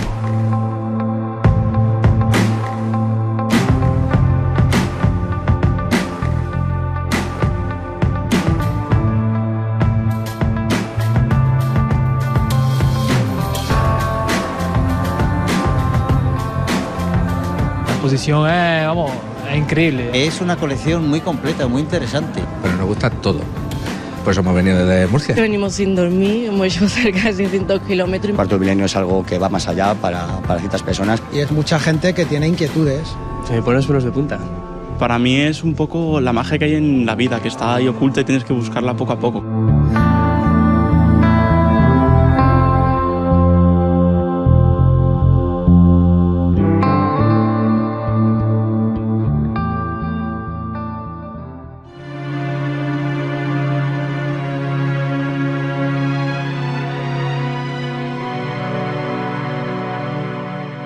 Por desgracia, en nuestra exposición de Cuarto Milenio no teníamos suficiente espacio como para generar el ambiente de los bosques sagrados, de los bosques misteriosos, de los bosques encantados. Existen en España, existen en el mundo, existen evidentemente en el corazón de Europa. Además, en lugares concretos donde hubo ancestros que creían, al parecer, en dioses venidos del cielo. Otra de las claves de esa exposición, ¿verdad? Les hablo de los Vinca o los Vinsa, de 5.000 años, en el corazón de Bulgaria y Rumanía, establecieron sus misteriosas máscaras que parecen realmente eso, seres de otros mundos. Pues bien, existe una zona concreta, Umbría, que es, dicen, el bosque encantado de Cluj. Unas fotografías en los 60 lo hicieron célebre a nivel local. Luego la expansión fue tremenda. ¿Por qué? Porque en ese territorio había desapariciones, había fenómenos extraños, había presencia supuestamente ovni y había muchas cosas que queremos contarles. Y queremos hacerlo además de motu propio, con un enviado especial, Javier Pérez Campos. Nunca una cámara de nuestro país se había adentrado en este territorio, quizá el último de la vieja Europa del Este que guarda celosamente sus secretos. Nos aguarda, ni más ni menos, el bosque encantado de Cluj.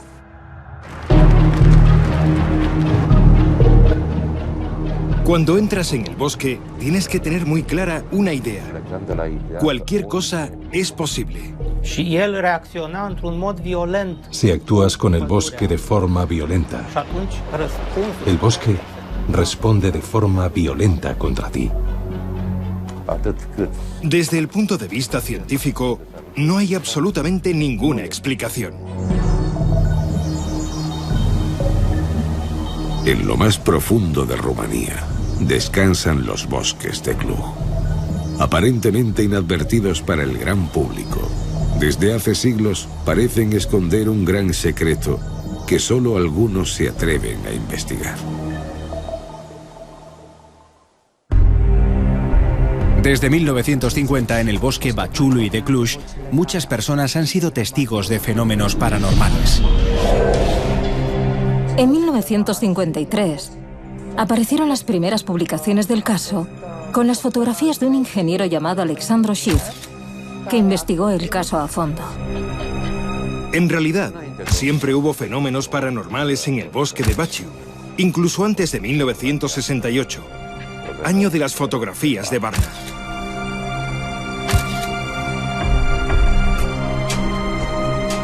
Sin embargo, aunque fue a partir de la década de los 70 cuando se popularizaron los enigmas del bosque, parecen existir ecos de un misterio que resuena en el lugar desde tiempos inmemoriales. Si tienes paciencia para esperar, puedes ser testigo de luminarias, apariciones y todo tipo de fenómenos. Una noche, junto al investigador Adrián Patrut, nos topamos con unas ruinas medievales en el bosque. Solo unos días después, ya no estaban allí. En las zonas donde parece haber alteraciones geomagnéticas, se han encontrado vestigios que demuestran que allí se celebraron rituales sagrados hace miles de años.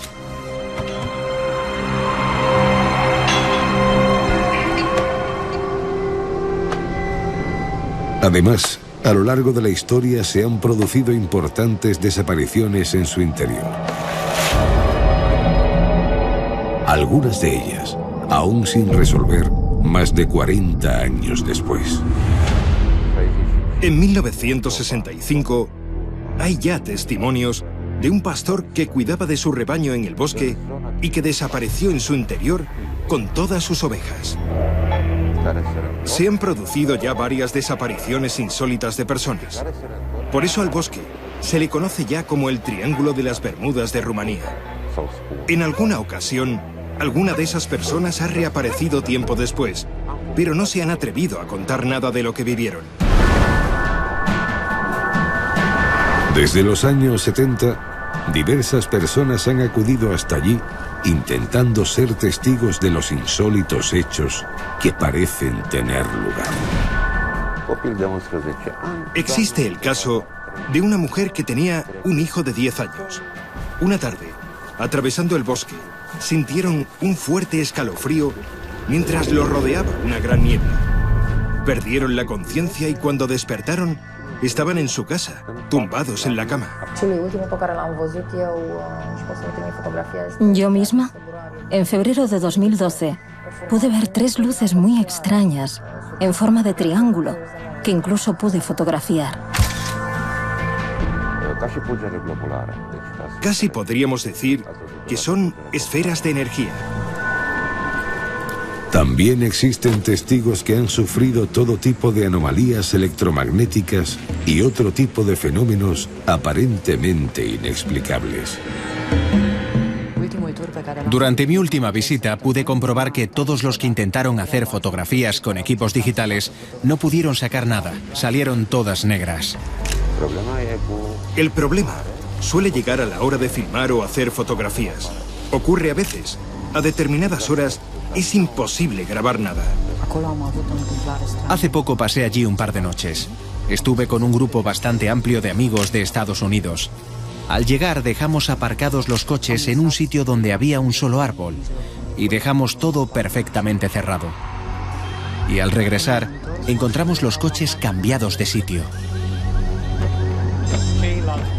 Las personas que vinieron conmigo hicieron fotos. Y aunque a simple vista no veían nada, al revelar las fotos, aparecieron unas esferas de luz. Esa misma noche nos sobrevoló una bola de fuego muy cerca de nosotros. En ocasiones, incluso los testigos aseguran haberse topado con apariciones de extraños seres que deambulaban desorientados por el bosque para después volver a desaparecer. Hay personas que han sido testigo de la aparición de humanoides. Tienen forma definida, muy similar a la de un hombre. En ocasiones las apariciones iban acompañadas de un sonido parecido a un disparo y quedaban en la hierba extrañas huellas y un olor muy desagradable. Sin embargo, durante nuestra entrevista con el doctor Ovidiu Nemes, parece cerrarse por completo cuando le pedimos que nos relate su propia experiencia. Y él mismo además ha llegado a ver esos humanoides, ¿no? Ați văzut vreodată? Sí. ¿Me puede contar un poco? Puteți să-i povestiți una dintre... No. Lo que he visto no se puede contar.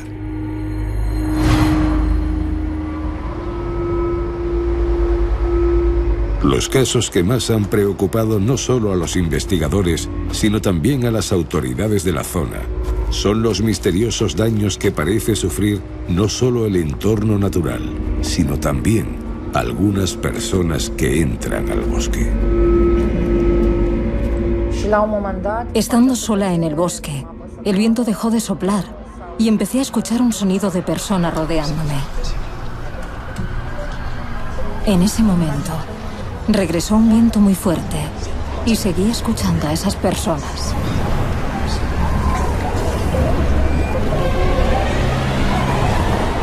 Hay gente que después de entrar en el bosque ha experimentado fuertes dolores de cabeza durante aproximadamente 2 días.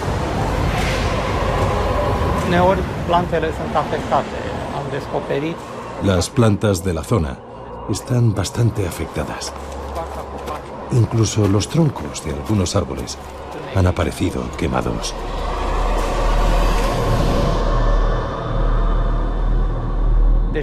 Pero el caso más singular es el de una señora que sufrió quemaduras en la piel al entrar al bosque, hasta el punto de que tuvo que ser ingresada y posponer su viaje de regreso a Francia, de donde procedía.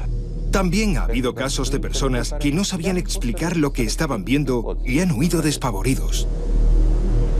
Pero el caso más impactante es el del periodista Cristian Muresan, que sufrió importantes secuelas físicas tras acudir al bosque junto al investigador rumano Adrian Patrut.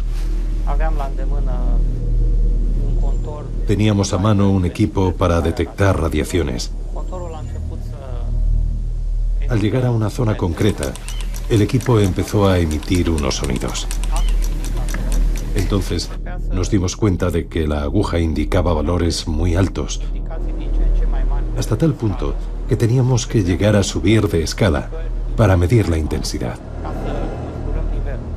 Curiosamente, constatamos que la radiación no estaba en un punto fijo, sino que estaba en el aire y variaba con el viento. Lo que Muresan no sabía es que a raíz de ahí se derivaría el episodio más angustioso de su vida.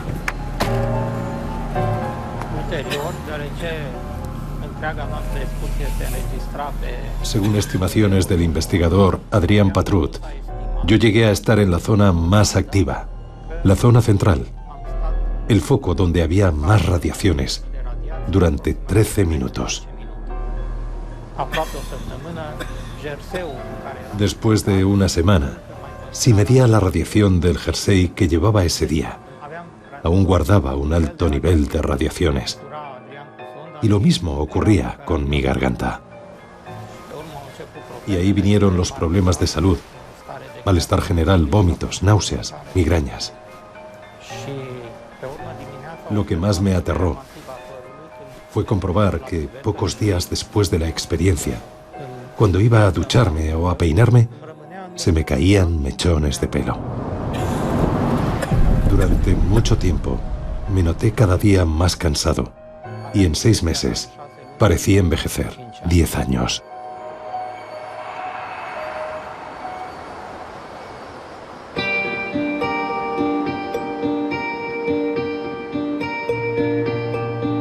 Cae la noche y nos sentimos cada vez más inquietos en el interior del bosque. Cuando el territorio de las sombras ha ganado la batalla, todo parece quedar sumido en una extraña calma. Quizá la misma que presintieron los testigos antes de toparse con lo imposible, materializándose ante sus ojos. El misterio sigue latente en las entrañas de Cluj.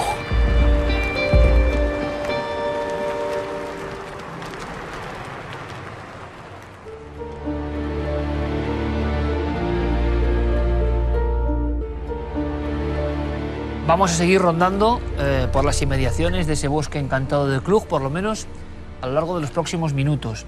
Ha habido una cosa bastante sorprendente, me ha impactado. Uno de los investigadores afirmaba haberse encontrado con seres, no luces, sino seres, como han comprobado. Javier, como también han visto, insistía. ¿Usted vio los seres? Sí. ¿Puede contarnos qué ocurrió? No. Y el rostro, ¿no?, que varía radicalmente. Ahí te diste cuenta, Javier, buenas noches. Buenas noches, Iker. Que había algo, por lo menos, que afectaba profundamente a estos investigadores, ¿no? Que están muy metidos dentro de su propio misterio. Sí, algo que de hecho le había cambiado la vida por completo, hasta el punto de que él no tenía ningún problema en hablar de que se los había topado frente a frente, pero no quería hablar de esos minutos que él había pasado a solas en el bosque frente con esos seres, que no sabía darles ninguna explicación. Una vez más se repetía eso que ocurre con los testigos, ¿no? De que cuando se encuentran con lo insólito no tienen ningún miedo a que vuelva a ocurrir, de hecho desean que vuelva a producirse el encuentro, pero era algo tan personal que, bueno, fue como un planchazo, ¿no? No quiso decirnos nada del tema. Bueno, vamos a ver una cosa, saludamos ya a nuestros queridos amigos Enrique de Vicente, buenas noches. Bună seara, buenas noches en rumano. Bueno, tú que tienes mucha vinculación también con Rumanía, ¿no? Ha sido incluso... Me encanta, la cultura rumana es la única cultura latina muy rica, con una gran cultura dentro de los Balcanes y de toda esa región eslava. El maestro Enrique de Vicente, que fue condecorado además por los rumanos por su aportación en el ámbito cultural, me parece apasionante. Bueno, Javier Sierra también, porque nuestros libros están traducidos al rumano y yo soy un defensor de la cultura rumana. Javier, buenas noches. Buenas noches, Iker. Vamos a ver directamente, sin perder un segundo, quiero ver alguna de las filmaciones porque esto nos da para hablar de este entorno bastante conocido por parte de los investigadores. Javier, ¿podrías contarnos qué es esto? Y vamos opinando. Bueno, pues esta es una de las filmaciones a las que pudo tener acceso el investigador Cristian Muresan, que tuvo esa experiencia tan traumática en el bosque y que también fue transformadora, porque a raíz de ahí él se obsesiona con este tipo de sucesos dentro del bosque de Baciu y vemos como un triángulo, una filmación muy pulido, de un triángulo. ¿Qué veis, compañeros? Es un triángulo, pero puede ser un triángulo o una pirámide por otras. A mí me parece un triángulo, es decir, algo como si fuera plano, similar a un avión. Pero cuidado, hay muchas filmaciones y películas similares que en ocasiones muestran triángulos.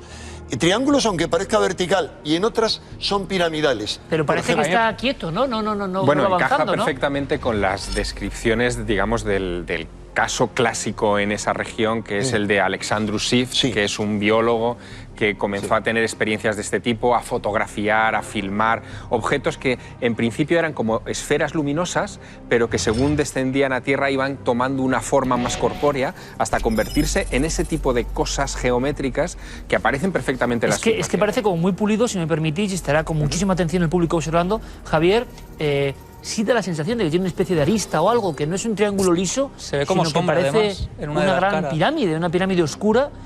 No sé si tiene algún tipo de explicación, algún tipo de globo atmosférico. El problema que tiene este caso, el caso del bosque de Cluj, es la confluencia de muchos factores muy diferentes entre sí. Tenemos las observaciones de objetos en el cielo, las observaciones de figuras humanoides en varios momentos en diversos contornos de ese bosque.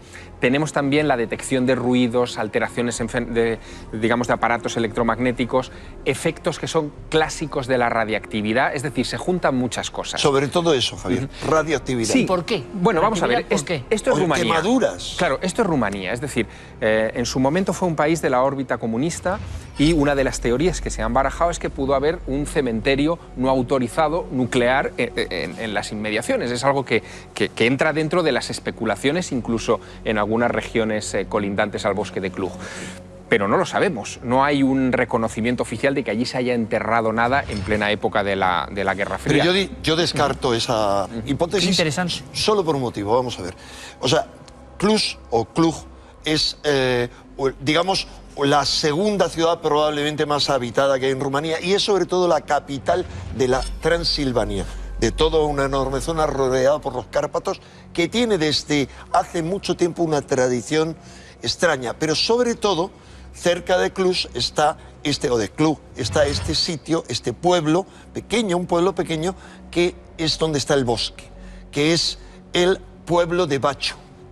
Y el bosque se llama Hoia Baciu.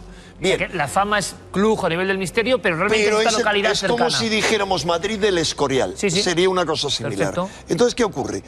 Que esa zona tiene una tradición antiquísima de fenómenos anómalos, pero además hasta en su escudo de armas, en el escudo de armas de Baciu, hay unos símbolos muy claros. Hay unas mazorcas por el campesinado, hay unos montes por los montes Cárpatos y hay finalmente abajo un árbol con 3 manzanas que forman una pirámide, que es el símbolo de Shambhala, un símbolo muy importante de esoterismo que tiene que ver, simboliza de alguna manera la puerta a otro mundo. Y abajo, 4 ramas que se unen en la tierra.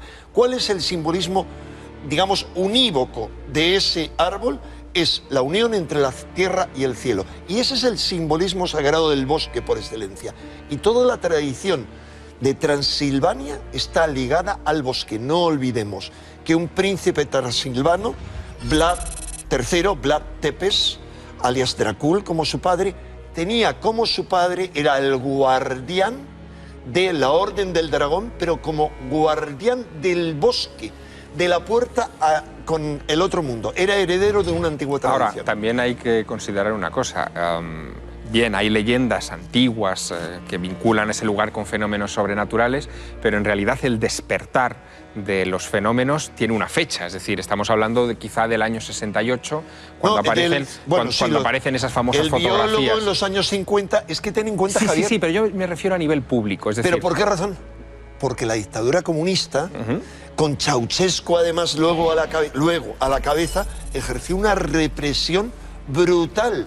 El interés lo había habido siempre. La parapsicología no solo era de una importancia enorme en Rumanía desde la metapsíquica, sino que siempre tuvo la sede en Cluj. Pero, Enrique, tú me estás diciendo... del año 20, claro, 1920. Pero hace un momento decías, oye, yo no creo, por ejemplo, la hipótesis del cementerio nuclear clandestino. Sí. Yo no creo mucho en esa hipótesis, pero en la mentalidad de esa época, estamos hablando de la Guerra Fría, utilizar un lugar que tiene tradición de maldita para enterrar, por ejemplo, residuos nucleares, estaría perfectamente dentro de ese esquema.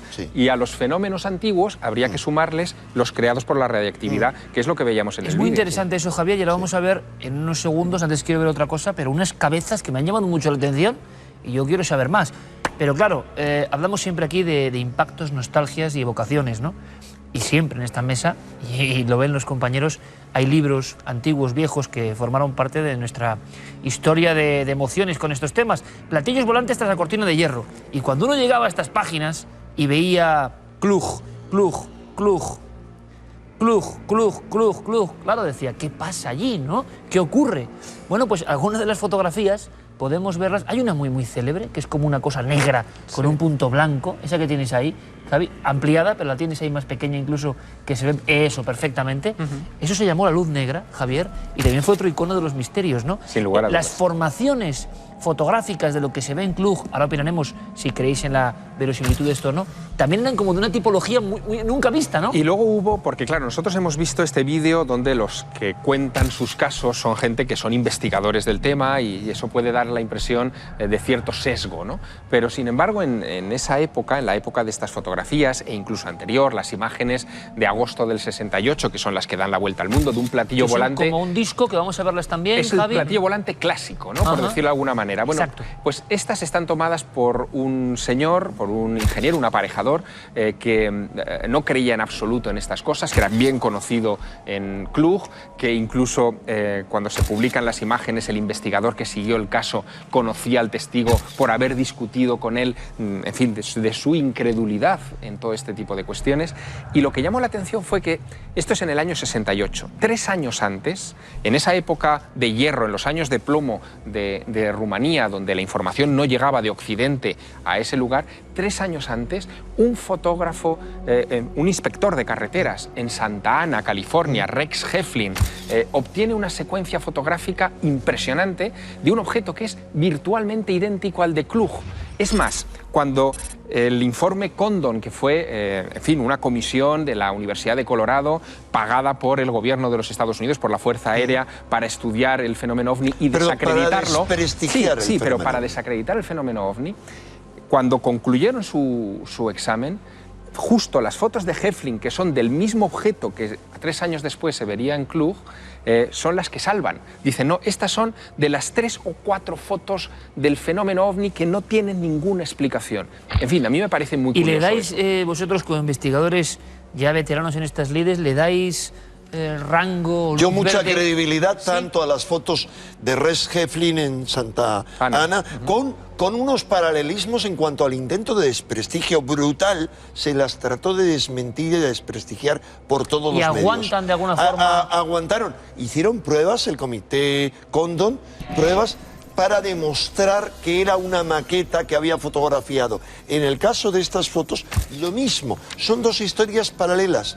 Tienen plena credibilidad. Es más, yo he conocido personalmente en Barcelona al gran investigador que lanzó estas fotos, Florin Giorgita. Florin Giorgita, que había mantenido relaciones profesionales con el ingeniero que había tomado las fotos, vino al primer congreso Mediterráneo de Ufología organizado por Antonio Rivera en Barcelona. Y ahí hablamos extensamente con él. Y él nos garantizó que la persona era de plena confianza, que como ha dicho Javier, antes de tomar esas fotos, él no creía. No se burlaba porque era un hombre respetuoso, porque los rumanos son bastante más serios y respetuosos que los españoles, entre otras cosas. Y esas fotografías, como han pasado en algún caso polémico español, como el de Ochaty y demás, las fotografías de algo sobre el cielo, de repente hacen que muchas personas pongan el punto de mira sobre una zona, ¿no? Exacto. Una zona, por cierto, Javi, y esto me parece interesante, cuando llega nuestro compañero Javier Pérez Campos hace escasos meses a toda la región de Cluj, hay titulares que decían: en Rumanía hay más miedo a los ovnis que a los vampiros, y se hablaba de casos absolutamente recientes en este 2012 en la zona. Sí. Aunque no tuvisteis suerte, hay que decirlo, ¿no? No tuvimos suerte, pero sí que llevamos a cabo varias pruebas fotográficas con cámaras digitales y analógicas, porque nos decían que las cámaras digitales, por lo general, era más complicado que se captara este fenómeno. Y de hecho, ahí es a donde se agarran los que creen más firmemente en que este tipo de fotografías pueden tener que ver con la radiactividad en la zona. Ajá, ¿por qué? Se han captado porque afecta al negativo. Fotografías de este tipo, claro, que afectarían directamente al carrete, ¿no? Eso es. Como hemos visto pues en Chernóbil, esas fotografías en las que aparecían este tipo de globos negros, pues algunos aluden a que esto sería causa de la radiactividad. Eso me ha puesto los pelos de punta, porque estoy recordando a Igor Kostin, el fotógrafo que toma la imagen famosa sobrevolando el gran cráter de Chernóbil, y la mayoría parecen ver de las fotografías, aparecen marcadas o perforadas. Como con viruela. Exactamente, por esa especie de golpes de radiactividad, ¿no? Bueno, con esto de las fotografías de las luces y de los ovnis, nos hemos olvidado un poco de la historia más ancestral, digamos, del bosque. Y es cierto, como dice Enrique, que muchos investigadores y muchas personas que han tenido experiencias que les han cambiado la vida en el interior del bosque hablan de él como una puerta a otra dimensión. El primer investigador que lanza esta teoría, desde luego, es Al-Cid, en el año 53. El biólogo. Que es la persona que dice que ve una luz, empieza a perseguirla, esa luz se mete detrás de unos matorrales y él, con el bastón que lleva para intentar encontrar qué es eso, dice que ve el propio bastón, al meterlo entre los matorrales, desaparecer delante de sus narices, e incluso posteriormente ve desaparecer su mano. Él habla además también de síntomas que parecen estar relacionados con la radiactividad, ese cosquilleo en la mano cuando entra en contacto con ese algo que parece hacerla desaparecer, cosquilleo en los pies y posteriormente malestar en casa, vómitos, dolores de cabeza. Hemos conocido, y seguramente en España prácticamente no se conocía, el bosque de Cluj, estando ahí. La bandera la llevaba nuestro compañero Javier Pérez Campos. Enrique, Javier, como siempre, que es un placer tener esta mesa de redacción, a la antigua usanza en este caso, con todo un gran clásico y con nueva información. Un placer, como siempre. Mulțumesc. Muchas gracias, en rumano, la rivetere. Enrique de Vicente y su conexión misteriosa con el mundo de Rumanía, que también conoce a partir de ahora nuestro compañero Javier Pérez Campos. Hasta la próxima, amigo, buen trabajo. Un placer. Gracias. Continuamos, nosotros seguimos y además vamos a hacer una cosa. No abandonamos, lo van a ver, un poco las alturas donde pululan estos objetos extraños de Cluj. Lo van a ver porque la joya que viene en la biblioteca es muy interesante.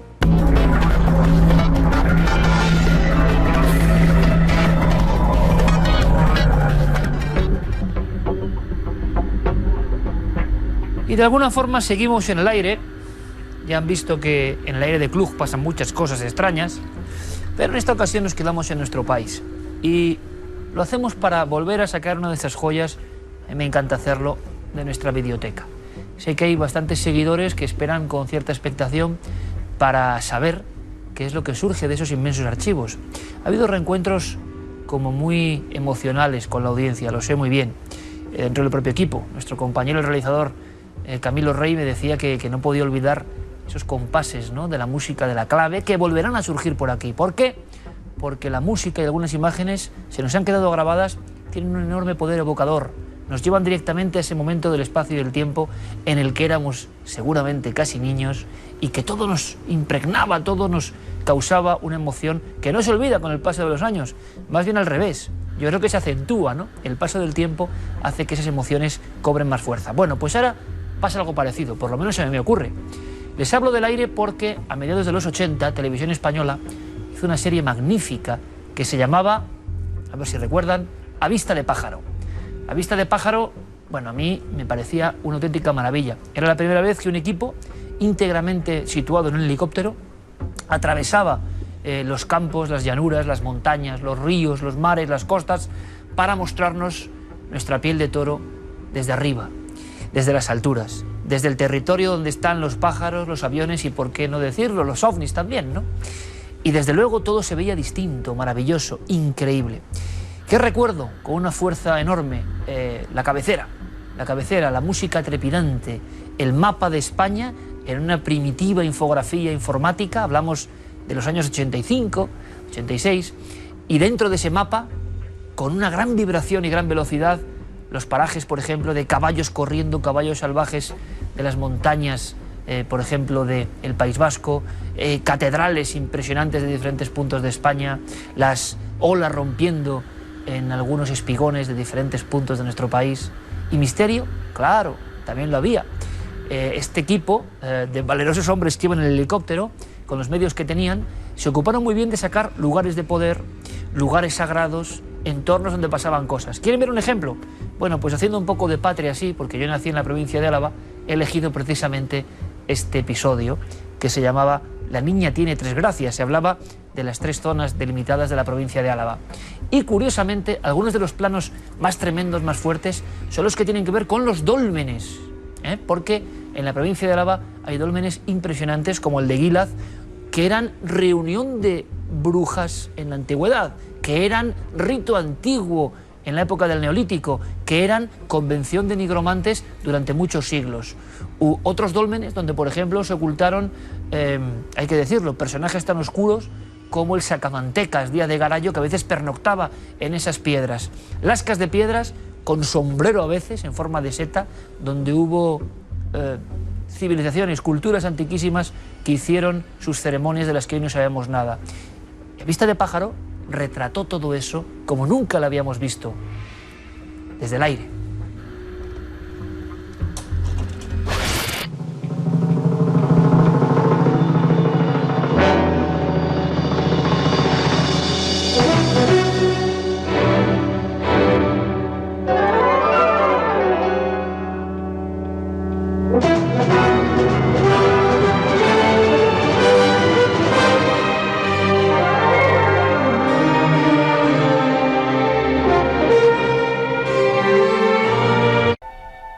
Son los dólmenes megalíticos, grandes monumentos funerarios de ingentes piedras. Dólmenes de Sorgineche,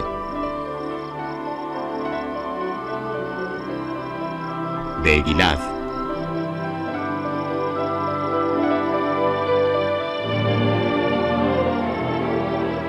de la Hechicera,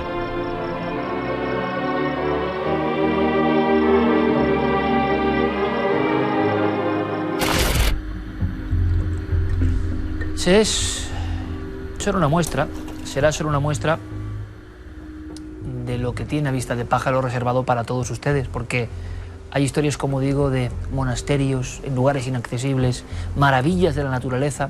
Registraron prácticamente todo, peinaron nuestro país de arriba abajo, nunca mejor dicho, para traernos unas imágenes que eran de impacto. Ahora pueden impresionar menos porque estamos casi acostumbrados a todo, pero en el año 85-86 esto era una proeza, yo creo que sin precedentes. Como mucho habíamos visto al helicóptero que seguía la Vuelta Ciclista a España, ¿no? Pero claro, ver todas esas maravillas con esa dimensión, yo creo que era un mundo nuevo que se abría ante nuestros ojos. Por eso nos impactó tanto, por eso nos impresionó de esa forma tan especial y no hemos podido olvidarlo. Así que, de alguna forma, como intentando hilar los sueños de tantas personas de mi generación y otras, yo sigo buscando con nuestro equipo de documentación este tipo de auténticos archivos del tiempo que son oro, ¿no? Valen su peso en oro por lo que son capaces de evocar en todos nosotros. Seguiremos hablando de A Vista de Pájaro y la gran pregunta es ¿por qué no se hacen ya programas así? ¿Es posible? ¿La televisión de hoy lo permitiría? ¿Estamos todos tan acelerados, tan absolutamente vertiginosos en nuestra forma de proceder, que ya este tipo de historias contadas así son imposibles. Bueno, un detalle más, claro. Hay algo que une este programa con nosotros, un cuarto milenio, una especie de anzuelo mágico, que es la voz del maestro José María del Río, tantas veces mencionado aquí, y que por supuesto también puso eco a esa voz del cielo que hablaba de lo que era nuestra tierra, de lo que es nuestra tierra, España.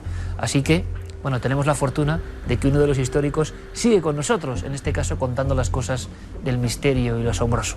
Vamos ahora con otras historias, con las suyas, por supuesto, como siempre, con el gabinete de expertos. Pido perdón desde ya porque es increíble, no damos abasto, pero hemos seleccionado dos que yo estoy seguro que tienen mucha enjundia.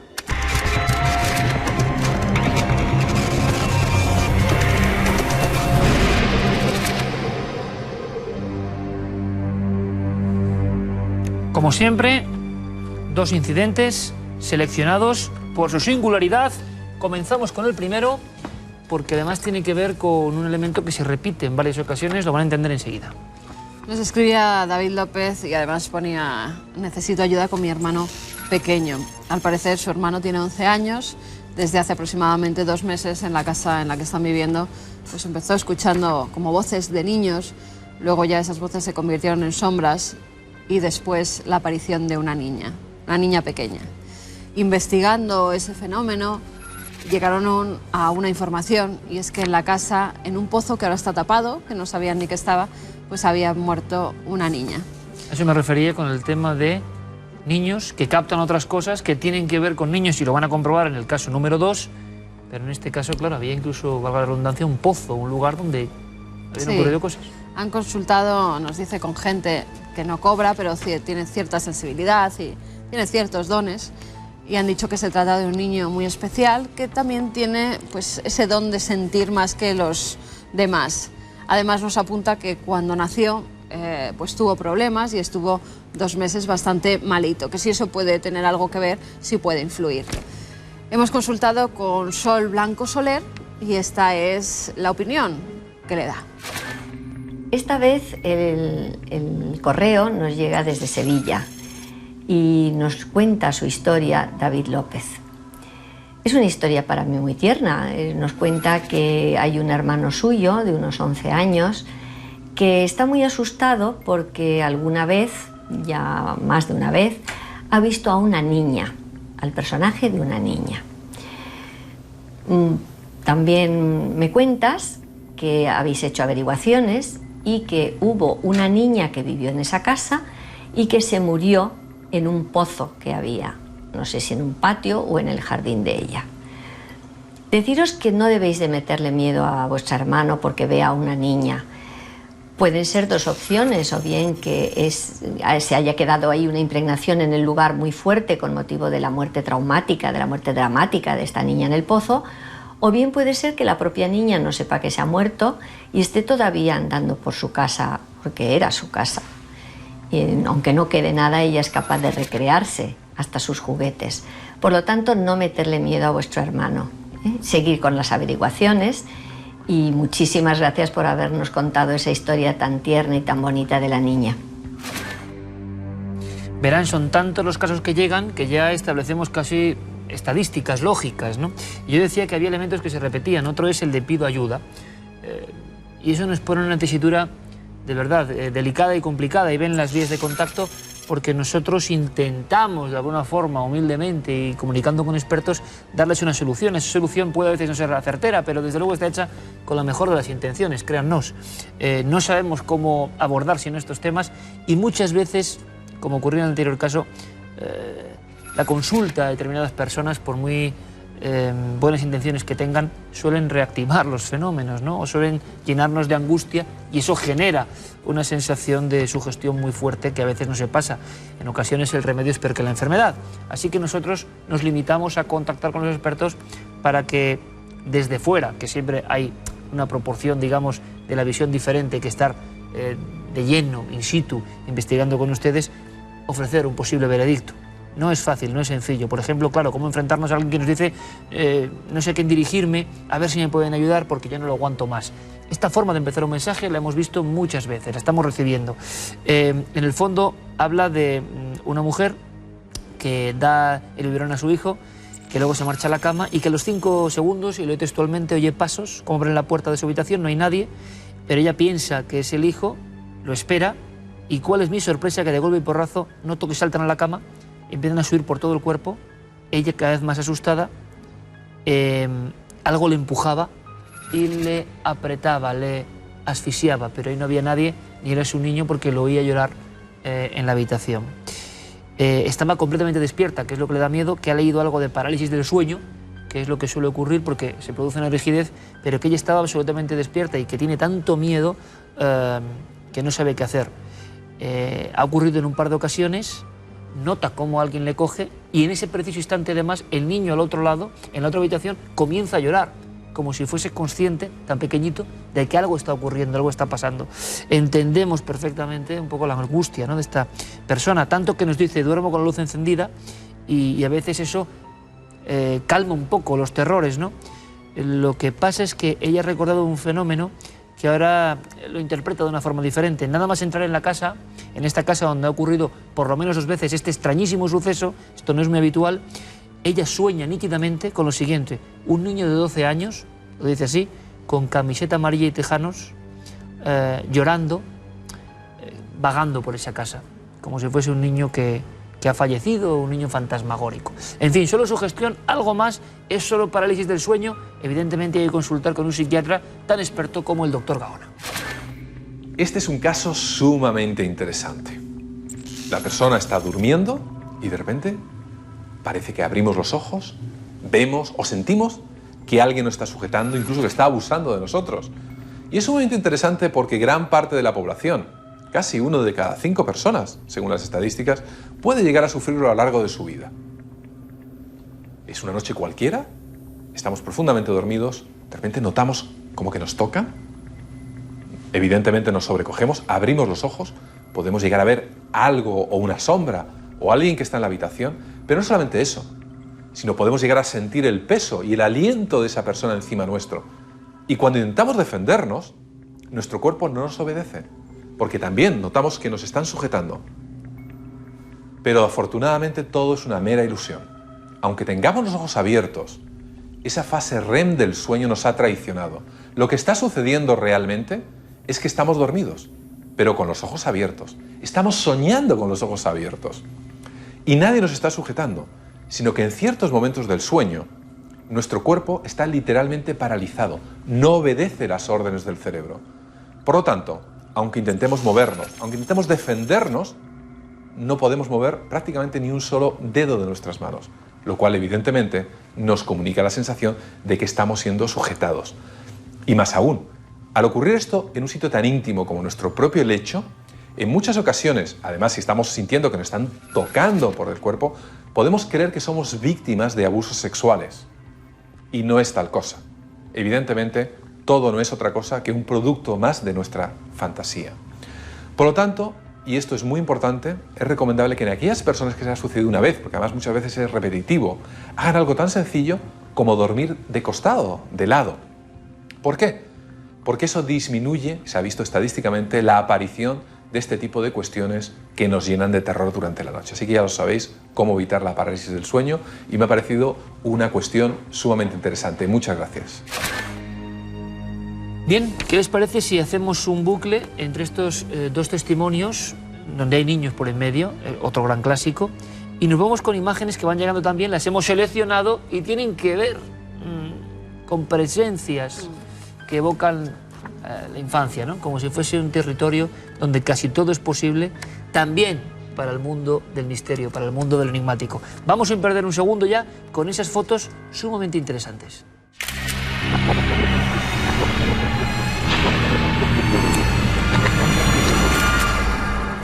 Esta semana las fotografías nos llegan desde fuera de España. La primera desde México. Nos la enviaba Sergio Rodrigo Suárez y nos contaba una historia. Ven ustedes a esta enfermera que está poniendo pues los adornos navideños, ¿verdad? Nos contaba que este es un centro para niñas huérfanas, que allí se recoge a las pequeñas que han perdido a sus padres y que esta es la zona donde si hay alguna enfermita pues las internan, pero que ese día no había ninguna niña que tuviera ningún tipo de enfermedad. ¿Y qué es lo que aparecía justo reflejado en el cristal? Pues mire, para ellos una niña que está poniéndose esa mascarilla en la boca. Ahí la tenemos, se ve claramente, ¿verdad? Parece de poca estatura, muy física. ¿Y por qué es esto? Guillermo nos dice que tiene una explicación, a pesar de que nuestro amigo nos decía que, bueno, entre las compañeras se comentaba la aparición de una niña que murió allí de una neumonía y que parece que todavía se sigue notando en el ambiente. Pero en este caso no han logrado fotografiar a esa pequeña, sino que tiene una explicación. Sería otra de las enfermeras que se encontraba justamente detrás de esta que vemos en primer plano poniendo los adornos y que se ha reflejado en el cristal. Esa explicación es la que nos dan. Ahora tendríamos que saber si había más enfermeras o no ese día. Y nos vamos hasta Colombia. Julián David Quintero. ¿Le da un poco de miedo esta fotografía? Y ustedes van a ver ahora mismo por qué. Completamente oscura la zona de atrás, pero si empezamos a aplicar filtros, algo va apareciendo justamente detrás de los muchachos. Él nos decía que le daba bastante miedo porque identifican a la muerte con un reloj de arena en una de las manos y en la otra un pergamino. Además nos cuenta que en esta barriada de Colombia, por desgracia, ha habido muchas muertes de algunos amigos, de compañeros, y que también fue justo en los días después de sacar la fotografía, si podía tener relación, si podía tener algo que ver. Bueno, Guillermo en esta ocasión nos dice, vamos a ver, simple efecto óptico o puede tratarse de algo más. ¿Alguna persona que pasaba y está distorsionada? Si se fijan bien, y voy a ampliar la imagen, a mí realmente cuando me llegó la fotografía al ordenador me resultó pues muy curiosa y sobre todo me recordó algo, los cuadros del Bosco, esos cuadros donde a veces salen una especie de animales humanizados o humanos deformados. Bueno, pues uno de esos monstruos bosquianos me parece que era como muy similar a este. Si tienen fotografías tan interesantes, 2 vías de contacto, a través del correo electrónico cuartomilenio@4.com y también nuestro apartado de correos 18.189 con el código postal de Madrid 28080.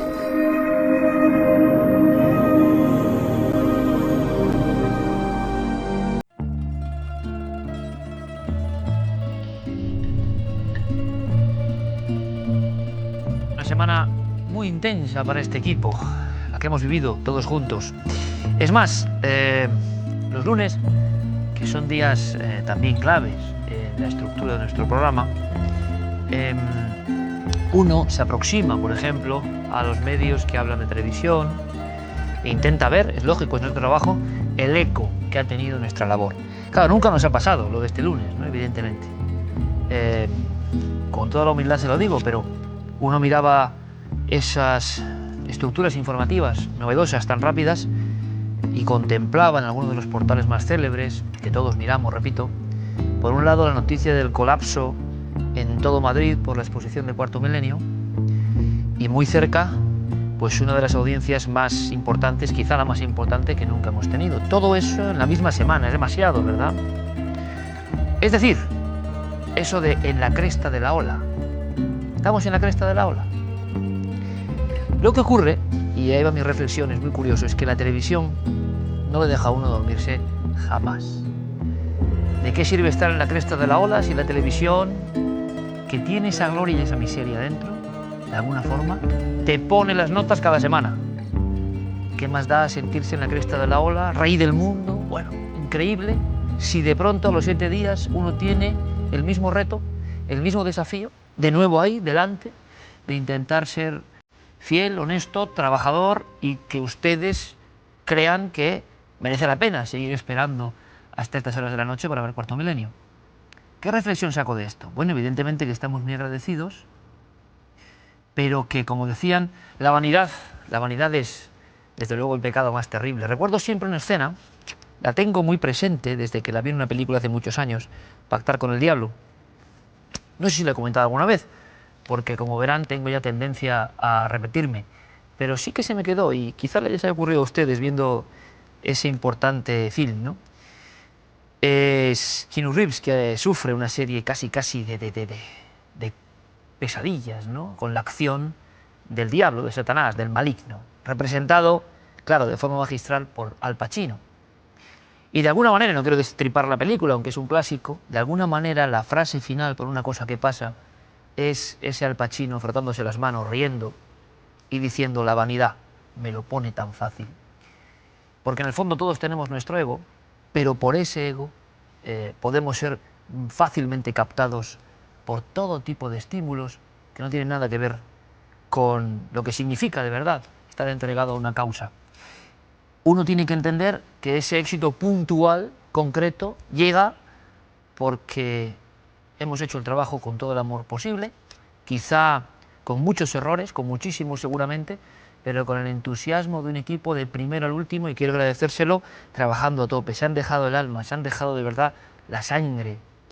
Y también ha sido muy emocionante ver cómo este propio equipo, donde ha habido personas que incluso han ejercido funciones que no le correspondían, pero que lo han hecho ante la avalancha de afecto que veíamos. Ellos, compañeros y compañeras muy especialmente, han sentido por vez primera, y esto es muy bonito, lo que significa el Cuarto Milenio, lo que significa el espíritu de este programa. Se han dado cuenta por vez primera, porque es diferente estar aquí dentro de esta nave, es diferente a ver de repente el eco, ¿no? en carne propia.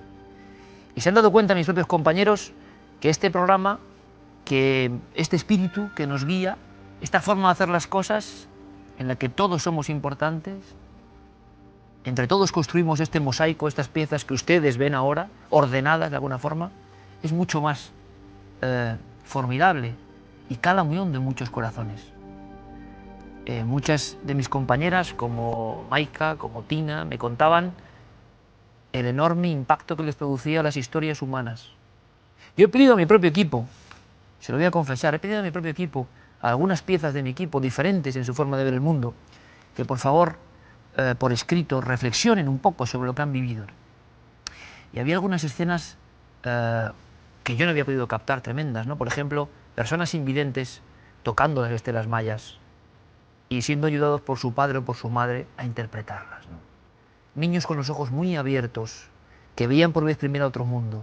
Personas que no protestaban y habían estado 5 horas de cola y venían de otra parte de España, y aún así decían: bueno, otra desera. ¿Qué clase de talante, qué clase de personas, qué clase de ética y qué clase de espíritu también tienen todos ustedes, ¿no?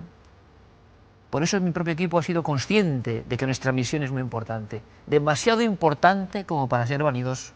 Demasiado importante como para creerse en la cresta de la ola.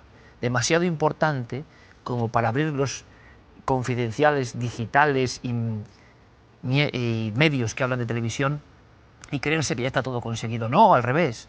Esto es el principio. Un éxito de este tipo solo nos pone más retos, más desafíos, más batallas que librar para estar a su altura, porque ustedes nos han demostrado se lo merecen.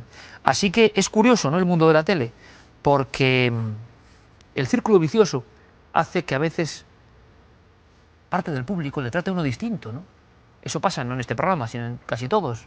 Cuando uno sale en la tele parece que es otra cosa, parece que forma parte de una dimensión distinta de la realidad. Y a veces se exagera. Y muchas veces los profesionales de la tele estamos muy cerca de perder lo que es el sentido de los pies en la tierra. Y así llega el éxito, y les cuento. ¡Qué contraste! Porque, repito, nada es más cruel con el éxito que la propia televisión. Hay que entender su significado.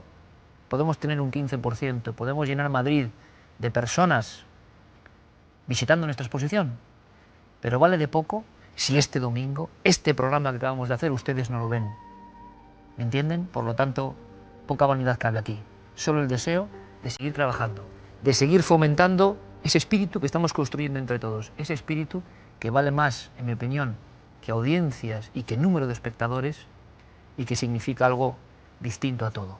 Gracias por seguir ayudándonos, gracias por seguir participando en esta forma de ver la vida con otros ojos. Es un honor. Hasta dentro de 7 días.